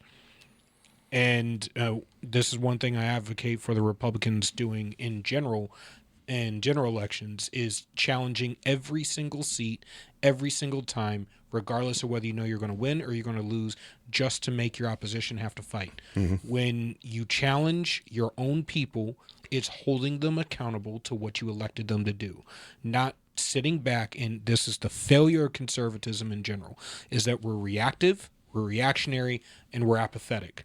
We want to get somebody in on the hopes that we can sit back, tune out, kick up our feet and drink a beer on game day and not have to go to a school board meeting, not have to pay attention to what's going on in Concord or in D.C. Mm-hmm. We don't want to have to go through all the different bills and voting records. We don't want to have to go to every single GOP meeting. Well, it's a republic if you can keep it, right? You're not keeping it if you're not paying attention, you're not active, you're not getting out there, and you're not challenging the people who need to be challenged. Well, Teresa said many times on the program, get involved. Her and her husband, they make it a point. It's a date night for them. They go to Allen's and Boscawen, and they attend I think it's the Merrimack. Yep. They attend the Merrimack County Republican. You sit down, you get a plate of spaghetti and meatballs, and you get involved. And the price of freedom is what? Eternal vigilance. Yeah. Because the moment that you're asleep at the switch, I guarantee you that the godless, satanic, communist, progressive rats called the Democrat Party are going to be doing what they do best. And here's the thing. I can't blame them. It's in their nature. They're morally bankrupt, satanic, insufferable human beings. There's hope for them, but unfortunately, they take advantage of us being asleep at the switch. We have got to stand up for what is right. You've got to find your voice. You've got to get involved. For the love of God, stop waiting for somebody to fight for you and do the fighting yourself. When Trump held that fist up and said, fight, fight, fight, it wasn't him saying, hey guys, rest on your laurels because now I'm in office. It was, now I'm the general. Now you've got the support. Get off your ass, get out of the Barco Lounger, and get up there and stand for something. What it really comes down to is people need to get active, and they need to take control. The reality is the vast majority of voters have no idea how much power they really have. If you collectivize your votes, and when I say collectivize your votes, I mean trust some. If you have somebody you can trust, like say Therese or you or me, who can sit there and say, look, I've done the research. These are the people we can trust. These are the people we can't. Here's what's in this bill that you weren't told about. Now, I need you to show up. I need 1,000 people at this meeting to make a statement. Because in a lot of cases, state reps, some of them want to do the right thing and don't have the backup. They hear infinitely from people who are constantly trying to move the ball forward for whatever their idea is, their progressive agenda, who are naturally proactive in trying to move forward. You need to be naturally proactive, no matter how painful it is, in trying to conserve everything that you love about this country and everything you want to protect in your life. Which means, no, Friday night, maybe don't go out for a drink with the guys. Go to a school board meeting. Maybe take that extra step. Hey, I know you're not a millionaire, but you know what? If you get together with a couple thousand of your friends and you donate $5 a week over a 2-year campaign cycle to your state rep, your school board, your zoning rep, your town council member, your governor, your state senator, executive council member, and your congressional representative. Now you can change the game because thousands of you donating $5 a week, that's $25,000, $50,000, $100,000 over the course of a week per week throughout a 2-year campaign cycle. You just put them on par as a you just put that candidate on par with the big money guys who are getting massive donations. Now, collectively, you have more power. In addition to being able to weaponize your vote, now you're weaponizing your dollar. Now you need to get to the third part, which is weaponizing your activism. Wave signs, knock doors. More so knocking doors than waving signs. Not everything can be a party. Not everything can be a Trump parade up and down 95 or all over the state. Sometimes you got to do the dirty, gritty stuff, which is going door to door and making your case with empathy, compassion, and a good set of ideas that you're backing and who can get it done. But you also have to know what you stand for, Julian, and that's one of the biggest issues. It's very easy to operate in an echo chamber. It's a lot more difficult to stand up and to articulately state your case in a room full of people who don't believe in you. But that's the Ash conformity test. Yep. Do you have the ability to stand up and say, wait a minute, you know what? You guys are all being hoodwinked because the emperor has no clothes. You're admiring something that doesn't exist. And I think, and I think this is, this is another seg here, Ian. Ian Hewitt, Associate Director and Head of Litigation for Cornerstone. You wrote a really interesting article, and I really, really enjoyed this. On February 13th of this year in New Hampshire Journal, New Hampshire conservatives have a personnel problem. I got to ask you, out of all of the people that are Republicans in the state of New Hampshire, how many of them are true conservatives? How many of them even understand what the word conservative actually means? It's not just a cute title. Sununu was calling himself a conservative, which was joke of the week, month, and year. Well, I think the real problem is not just that there are weak Republicans, but often when it comes to state agencies, which was a major focus of my piece, or when it comes to, let's say, superintendents of school districts, none of them even pretend to be Republicans. These people are all overt progressives. And even though there has been a Republican governor in New Hampshire since 2017, you have agencies like the Department of Health and Human Services where every single person there in any position of power is overtly progressive. None of them even pretend to be a Republican. Would that we had some weak Republicans in DHHS. If only I had a single school district in this state with a weak Republican superintendent. None of these people are anything but doctrinaire, down the line progressives. And one of the major problems that the right faces in New Hampshire is you can have all the activists you want, you can win all the elections you want, but if you don't control the personnel who make and enforce decisions, then at the end of the day, you don't set policy. That's a great point. This is exactly what's happening with Doge at the national level. We've seen multiple studies come out at the national level that show that the vast majority, and when I say vast majority, I mean 93% of DC residents, government and government employees vote overwhelmingly Democrat. And when I say overwhelmingly, I don't mean lean Democrat. I mean the vast majority of them identify as progressive or very progressive and have donate to all sorts, the entire plethora, max donors to every single progressive agency and organization and NGO and candidate and so on and so forth. And it happens at a state level in almost every state in the country. The entire conglomerate of state employees are all to the left, and nobody even attempts to go into them for the right. The left did a Marxist, the post-humanist, intersectional left, masquerading as progressives, did a march through the institutions, starting at FDR and Woodrow Wilson, and we have not gotten rid of it yet because the vast majority of people didn't start paying attention until they got up and started smacking us in the face and decided to stop being quiet and covert about it.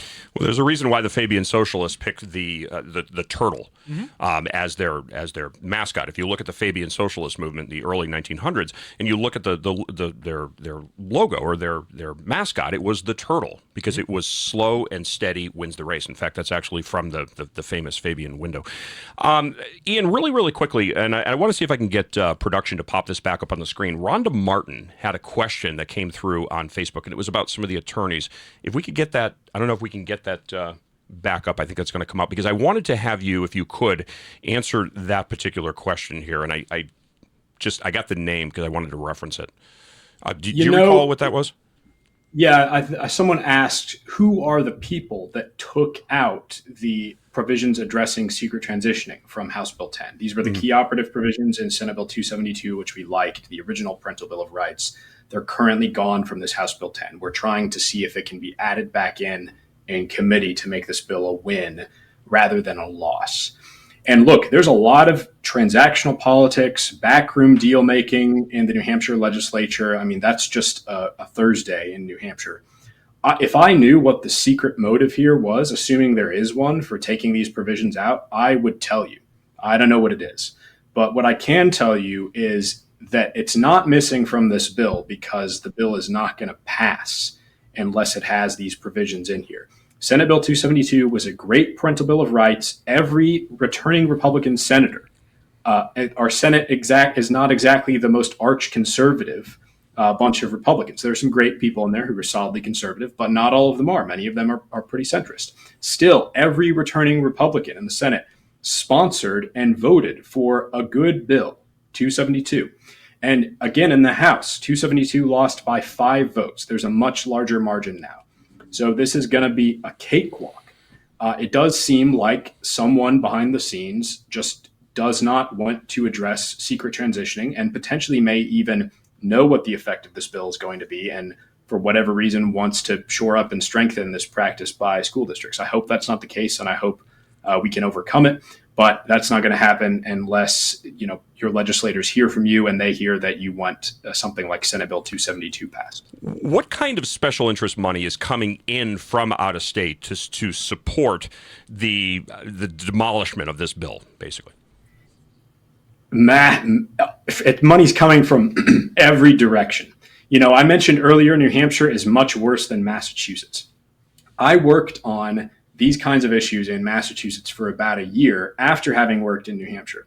And let me tell you what shocked me the most. What really shocked me about Massachusetts is an arch blue state, solidly blue. Republicans can't get a single thing done at the state level.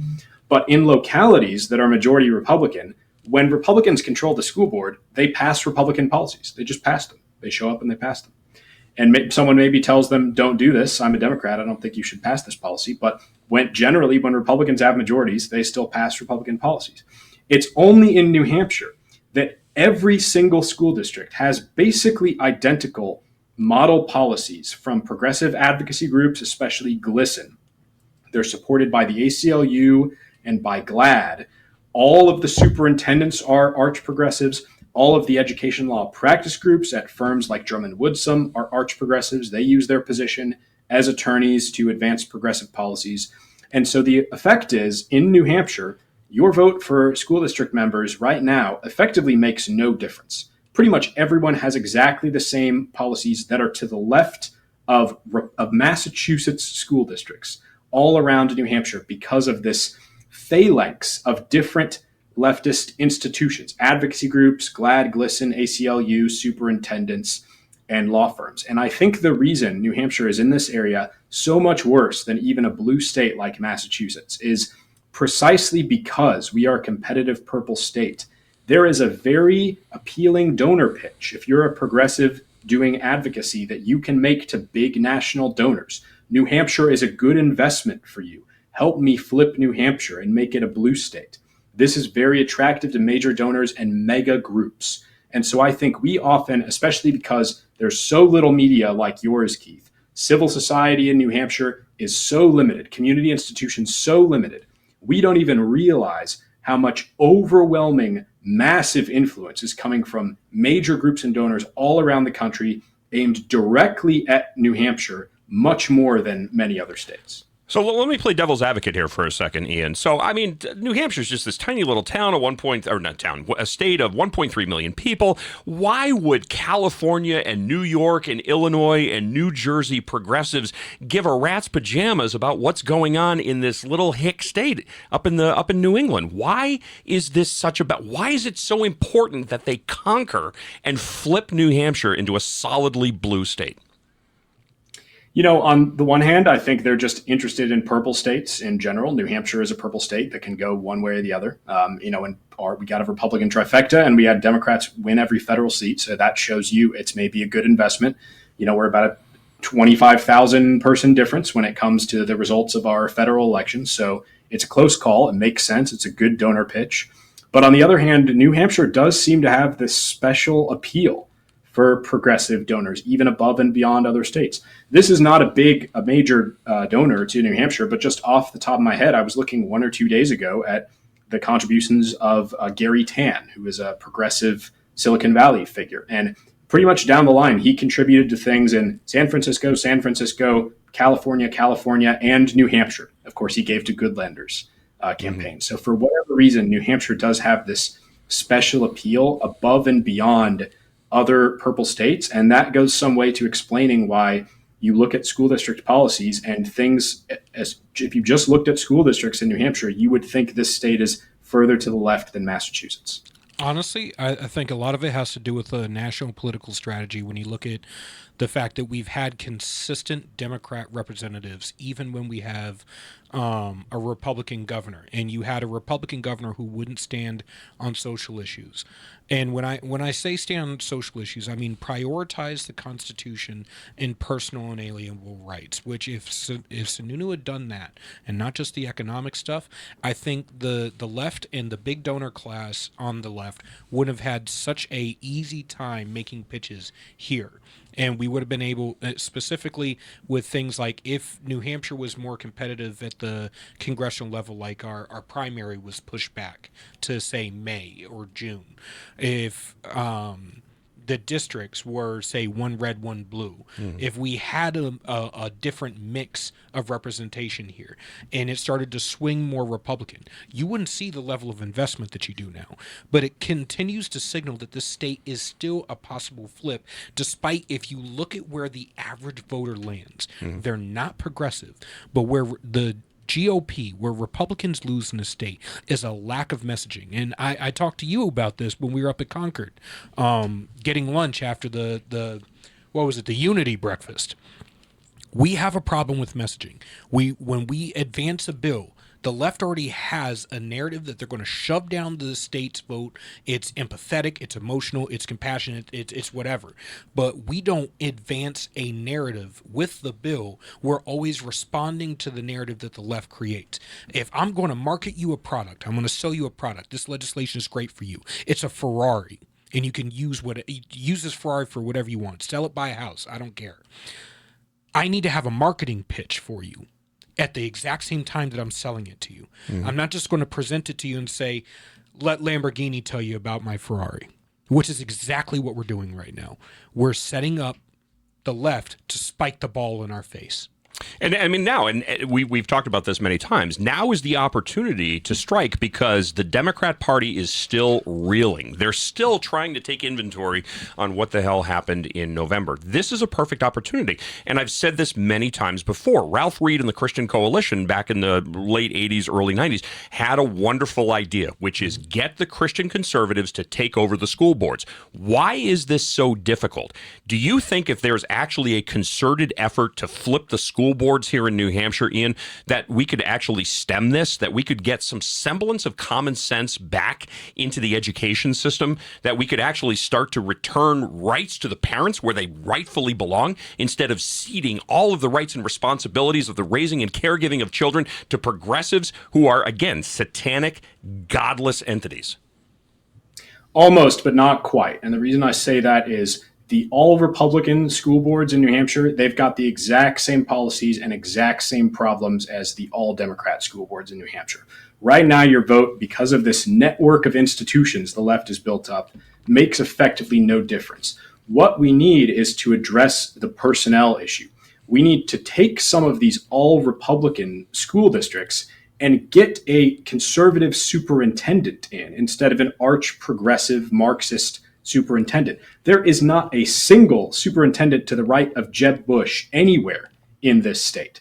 So I would say start with the superintendents. If we even got one or two, I think you could see revolutionary changes at the school district level in some New Hampshire districts. Isn't there some push right now? Because I've heard discussions about making a superintendent an elected position. What are your thoughts on that? It would be challenging. We could potentially do it, but I'll tell you, I think if we got some good candidates for superintendent positions and they had any reasonable qualifications as an educator, we could start shopping these people around to all Republican school districts. Typically, if you ask your Republican school board member, you're all Republicans on the school board, why is the superintendent an overt Marxist? They'll say, hey, no conservatives even applied. So we've got to work together and make a concerted effort to address these personnel issues. We can get conservative educators from other states to come to New Hampshire and be a superintendent. These are high-paying positions, thanks to progressives. They've made it so that these superintendents make $200K. That could help shift New Hampshire in multiple ways, moving the electorate and also moving the personnel so that we can change some of these policies. The big issue is not to legislate in the opposite direction. You want to get back to parity, where parental rights are the North Star, where it's about competency in education, not social environment. That's where we need to go. Don't legislate mandatory reading the Bible. Take it to parity. All right, we're going to be coming up. We pushed the break off here, so unfortunately we do have to get into that here. So, Ian, I want to thank you so much for your time again. And if people want to learn more about Cornerstone, nhcornerstone.org is the website. Again, nhcornerstone.org. And I know you write extensively your materials in New Hampshire Journal. So if you go on to New Hampshire Journal, you should get some of your stuff over on Granite Rock if it's not already there. Oh, yeah, I do put my stuff in Granite Rock typically, and sign up for our email list at nhcornerstone.org. We send out a legislative update every week. Okay, so get onto that mailing list and keep your finger on the pulse of what Cornerstone is doing, because they are doing absolutely fantastic work. Ian, again, I want to thank you so much for being a part of the program, and I want to welcome you back on. Any time that there's an issue that you think is a hot-button topic, reach out to us, and we'll get you on at least for a segment. Happy to come back on anytime. Thank you, Keith. And thank you. All right, keep up the good work. God bless you, and we'll talk soon. Thanks again. The first one. All right. I think this speaks for itself. The lack of critical thinking, the immaturity, the crybaby, whining, temper tantrum BS of the progressive left. Yep.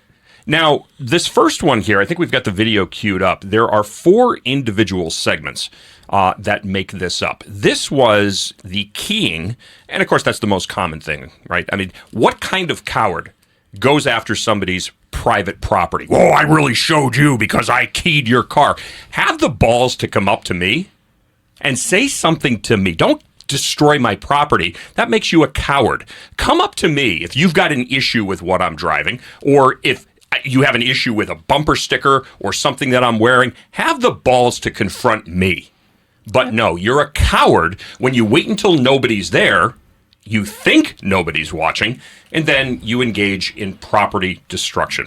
These 4 segments here are, I believe, from the Mount Washington Hotel. Let's cue up the very first one. Now, this is video footage that is taken from the cameras on the, I think this was a Cybertruck, the Tesla Cybertruck. So let's play the first clip here. No, that's the aftermath. Let's go to the first one.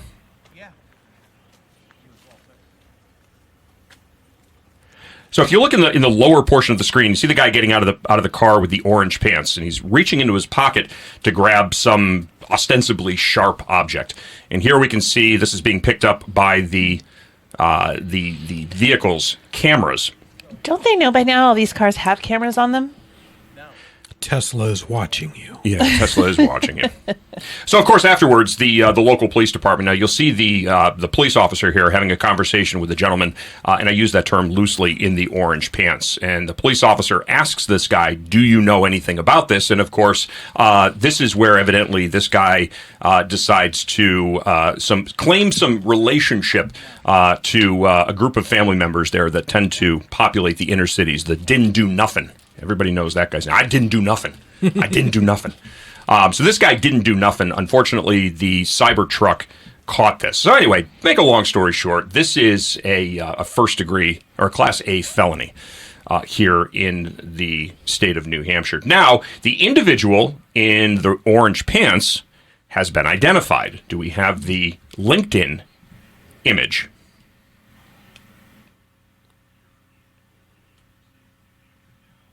Mr. Producer, do we have the... There we go. So Jim Pellis, who is the regional sales director of Armor Code, of course, he is, ladies and gentlemen, a masshole up here in New Hampshire, engaging in a little bit of property destruction because evidently he doesn't like, I don't know, maybe he doesn't like the Cybertruck. To be honest with you, I think they're the ugliest things on the planet, yet I don't go around keying them. So, Mr. Pellis, congratulations on your 15 minutes of fame, because I think this is actually just a breaking story here at this point. This really hasn't started to gain the traction. I would imagine that his LinkedIn page is probably going to be coming down fairly soon, and I would also imagine that Armor Code is going to be posting a job opening on Indeed for a regional sales director, because I can't imagine that Mr. Pellis is going to be remaining in his position. And if we can help in any way, shape, or form massaging this and ushering Mr. Pellis into the next chapter of his life, we're happy to do that, because I just despise these scumbags.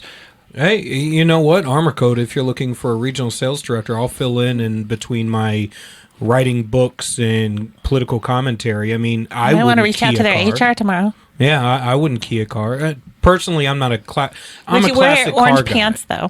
That's the No, question. I wouldn't. No. I might wear an orange suit just to make a statement, around Halloween or fall or something like that. I could but see you doing that. Yeah, I like to be different, but I wouldn't key a car like this. I'm not even a Tesla truck fan.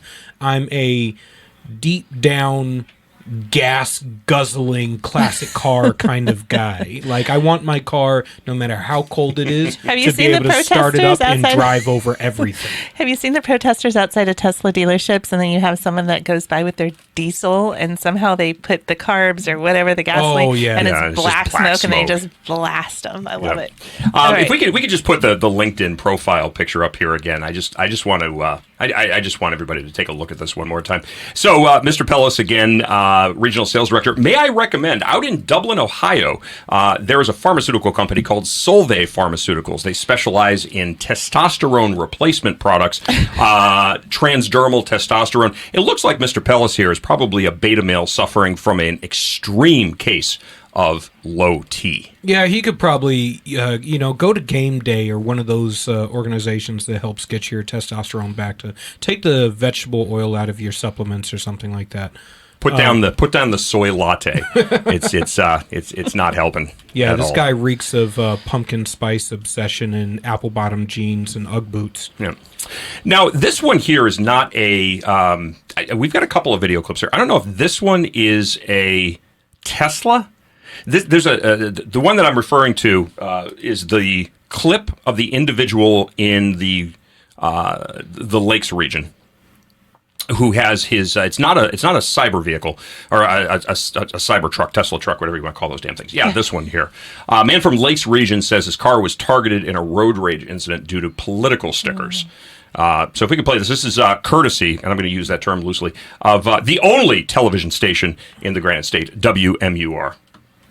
Fake news. You can't miss Nick's car from a mile away, and he likes it that way. I love my country, and I express my beliefs. But a tense encounter with another driver has him questioning the array of political stickers. Dent right here from the baseball bat. Nick says he was driving in Tilton Sunday morning when he noticed another driver swerving close to him. I had my girlfriend with me at the time, and I had a gut feeling they were going to try to do something. He caught it all on his dash camera, including the moment he says a person from the other vehicle leaned out the window and smashed his car door with a baseball bat. Oh, yeah? Nick requested we only use his first name because he's worried about retaliation. He believes his car was targeted. You see it happening throughout the country. I don't have a Tesla, but obviously my political beliefs makes me a target. Nick says he's conflicted about how to move forward. I feel like if I cave in, my First Amendment right to express myself, I'm caving in and I'm letting fear take over. But with no more campaigning left to do, Nick says it might be time to dial it back. I could just put a little sticker on the bumper or something like a normal person. And change the message. The right course of action would be to just get rid of it and plaster Tom Brady on there. Nick says he did give all the information to police, but he himself is not planning on pressing charges. We're live in Tilton. Isabel Litters, Julian, what are your thoughts on that? You know what? I'm not one for wearing another man's name on my shirt, and unless you're employing me, I'm not big on wearing another guy's, face or name or putting it on my car or anything like that, unless I'm working for you and I'm promoting you or you're a candidate that I'm working for. But you should have the ability to be able to drive around with political stickers on your car without somebody vandalizing your car. I don't care whether it's AOC, Bernie Sanders, or whether it's Donald Trump and JD Vance or Elon Musk or the Purple People Eater. You should be able to drive around with people not being such... No, I won't use the word, but... No, don't hold back. Pussies. Okay. Yeah, stop being a sobbing wet vagina and getting angry at inanimate objects that drive by with your infamous, your political opposition on it. The way I look at it, it's that guy shouldn't have to take those stickers off just to not have to fear for the destruction of his vehicle. It should be that simple. You know, no matter where you are in the political spectrum, you should be adult enough to, you know, I was taught in debate class and everything else, you need to truly understand the other person's position before you can really argue or really be deeply rooted in where you've landed. So, you know, for all those that out there that hate Trump, hate Elon, hate Republicans, hate MAGA, could you just pause for a second to try and go upstream as to why people are affiliating themselves with these gentlemen? That it brings some sort of sense of hope in that they're taking away corruption and wasteful spending, and that your tax dollar is really going to get to the person that needs it, and you're not just going to keep funding someone's new Ferrari. And, you know, I may not like this kid, I may not like his Trump all over the place, I may not agree with his political ideology, but you know what? The kid is just concerned about there being corruption in politics. This happened to me back in 2016. You know? I had a huge, in my Chevy Silverado on the back, right over the truck bed, rear glass, I had a huge MAGA sticker, probably about 18 inches top to bottom, spanning the whole windshield. Getting off the on-ramp, I want to say exit 1 coming into, or on 495 coming into Plastow, somebody had thrown a rock at my rear window and shattered my rear glass. And I had to go and explain to my wife how I have to spend $300 to replace my rear glass because I put a sticker on it. She's like, well, all right, that's messed up. You drove through Mass. Well, that should tell you, because they all have Trump derangement syndrome. Don't put a sticker on next time. I go, no. If I could put a bigger sticker, I will. That's like saying the girl who's wearing too short of a skirt deserves to be, you know, sexually assaulted or whatever. Like, to me, when we were going into the election, I was like, we need to normalize who Trump is and not let it be so taboo. And everyone should put a yard sign. Everyone should put a sticker on. And let's be brave and courageous about this. And people are like, oh, I don't want to get my car dinged up or keyed or endangered. And to me, it is violence. It is the chilling of our it is systemic. You know, this last few weeks I've been taking a strong stand in speaking truth, and the chilling effect of so many people who are like, I don't want to be in the middle of conflict. And yet, okay, that is how, you know, if we're silent, we're, you know, agreeing with the corruption, you're agreeing with something you don't really agree with by default, by being quiet about it. And now you're kind of allowing it to have more power. That's how we got to where we are. Yeah. That's how we got to where we are. It's where really people dangerous. Can't speak up is because you used to lose your job. You'd get canceled. Somebody would make you persona non grata. And you know, it's shameful that you can either run away from the fire, or you can run into the fire. And I think we're at a point where we got to double down and run into the fire. And I'll go, you know. The only way to make it through the storm is to go straight through it. Second, I'm going to be devil's advocate. First, I'm going to reset on this. If you're just joining us, Granite State Live, we are talking about the attacks on, this is specifically on, one was a Tesla, one was on a non-Tesla, but certainly a political identity. And if you would like to jump in on this conversation, phone lines are open for the next 10 minutes at 833-603-TALK. That's 833-603-8255. I'm going to be devil's advocate here for a second. If I have a couple $100, couple $1,000 in cash in my pocket, am I going to walk down the middle of Main Street after dark in Manchester counting that out? Probably not. Do I have the right to? Yes, I do. Yeah. Just because I can doesn't mean it's advisable. Now, that's true. With this thing here, you have to understand, and I don't necessarily know, I think it would have been great if we could have gotten this kid from Tilton on the program here. And I would ask him, are you doing it to piss people off?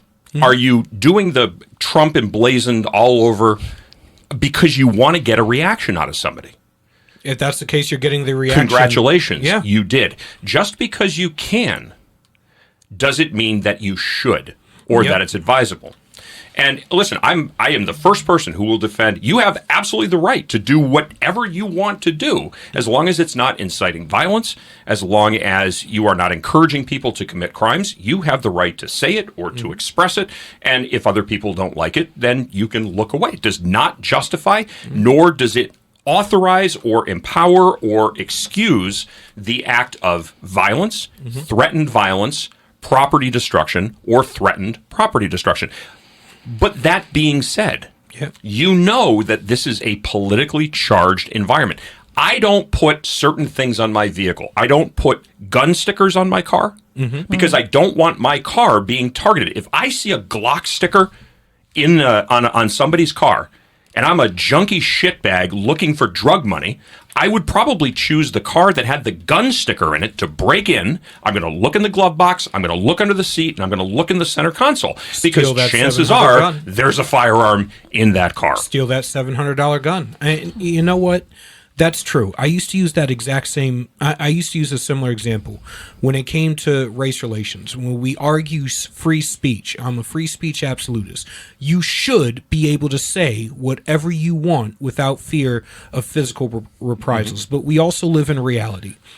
I would not advise anybody to go into downtown Atlanta, into Buckhead, where all the black people live, and say nigger, nigger, nigger, nigger. I wouldn't. Oh my God, I you wouldn't just advise said that, and I wouldn't advise me showing up. And I sure as hell wouldn't show up to a Klan meeting and scream Black Power because should I have the right to? Unless you're Clayton Bigsby. Unless you're Clayton Bigsby, or unless you're Dave Chappelle. Now they have the right to say what they want to say, and I have the right to say what I want to say. Indeed. But that doesn't mean it's advisable. Yeah, you're not on your home turf, and there's a level. You're in New England. I'm sorry. You know what? A lot of people who love me are going to get pissed that I say this. This is not Trump country. This is not Alabama or Texas or Florida. There's a lot of Trump supporters up here, but this you're is Gene Sheen territory. We're baby. behind enemy lines in New Hampshire. We're hardcore conservatives behind enemy lines, fighting to get the recognition and to get our voice out there, and to get the average man's voice to be heard, the average citizen's voice to be heard up here. And this is just not the area that's common. You know, this is me going back to this culture doesn't want to talk about death. They don't want to talk about religion, and they don't want to talk about politics. Well, why can't we talk about death? And those are my three favorite things to talk about. Why can't we talk about pathetic, death, we should be.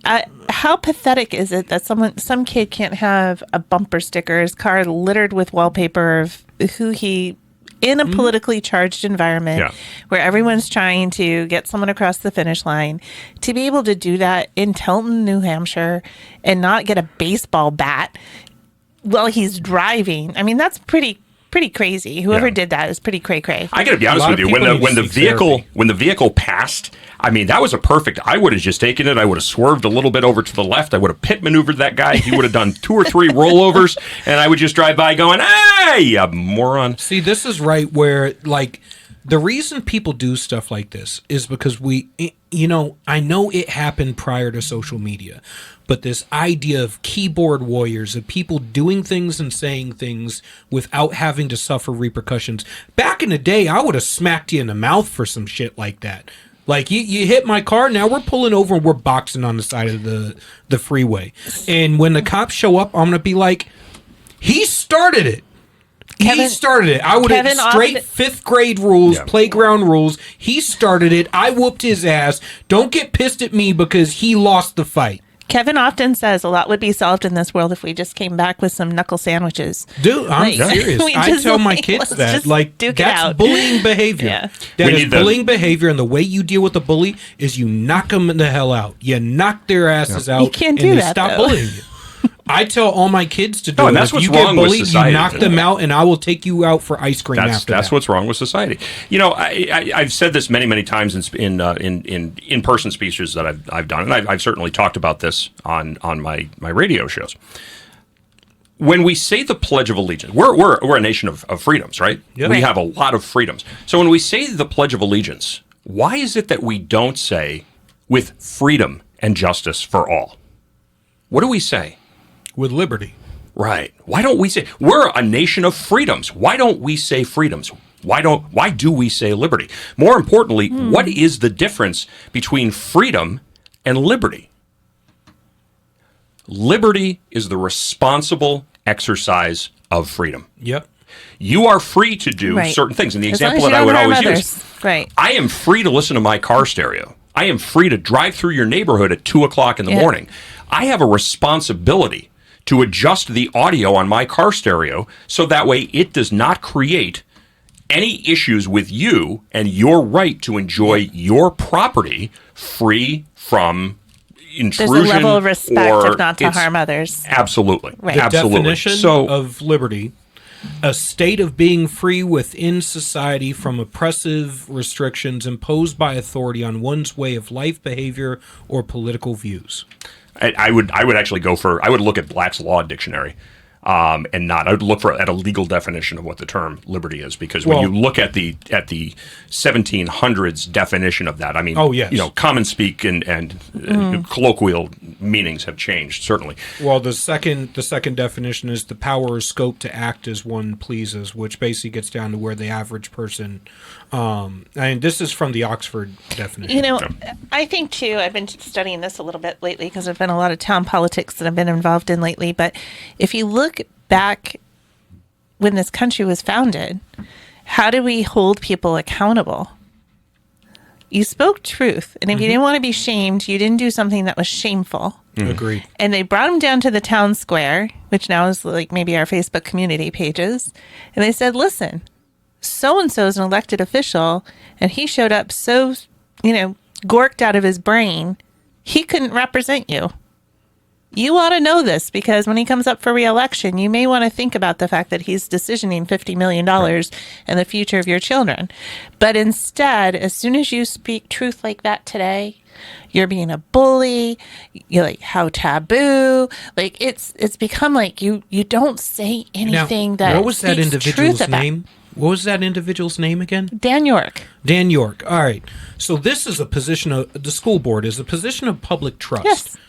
And last I checked, you're not able, and the school board meetings are held on school grounds. True. You're not able to drink alcohol, to have any illicit materials on school grounds, or be intoxicated on school grounds, or have any paraphernalia on school grounds. The fact that he admitted to being stoned at a public event while he was in a position of public trust on school grounds, is that not a felony?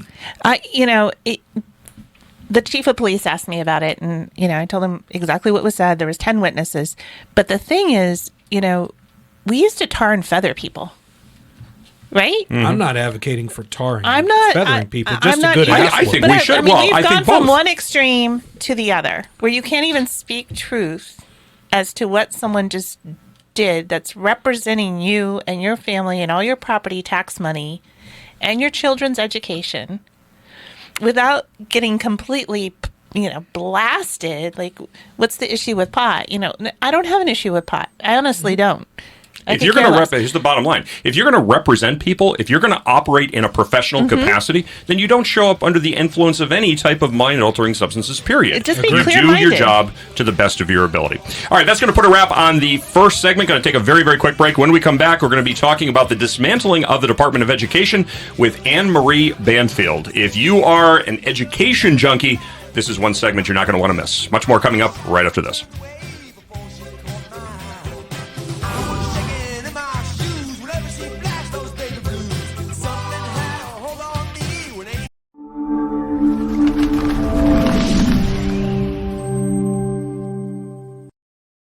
I'm Kristi Noem, the United States Secretary of Homeland Security.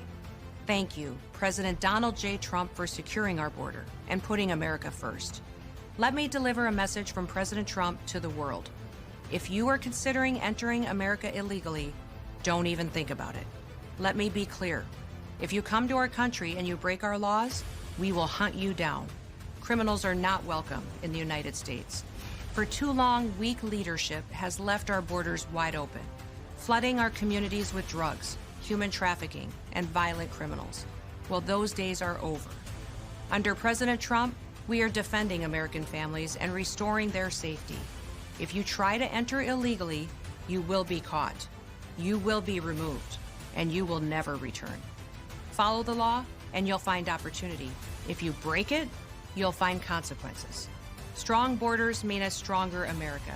President Trump is making America safe again. Not everyone can get up every day and look for ways to piss people off. But here at GraniteRock.com, we do that almost every day. I can't tell you how many times someone's lost their SHIT and threatened to end us. But we're still here, pissing people off. It's almost like we enjoy it.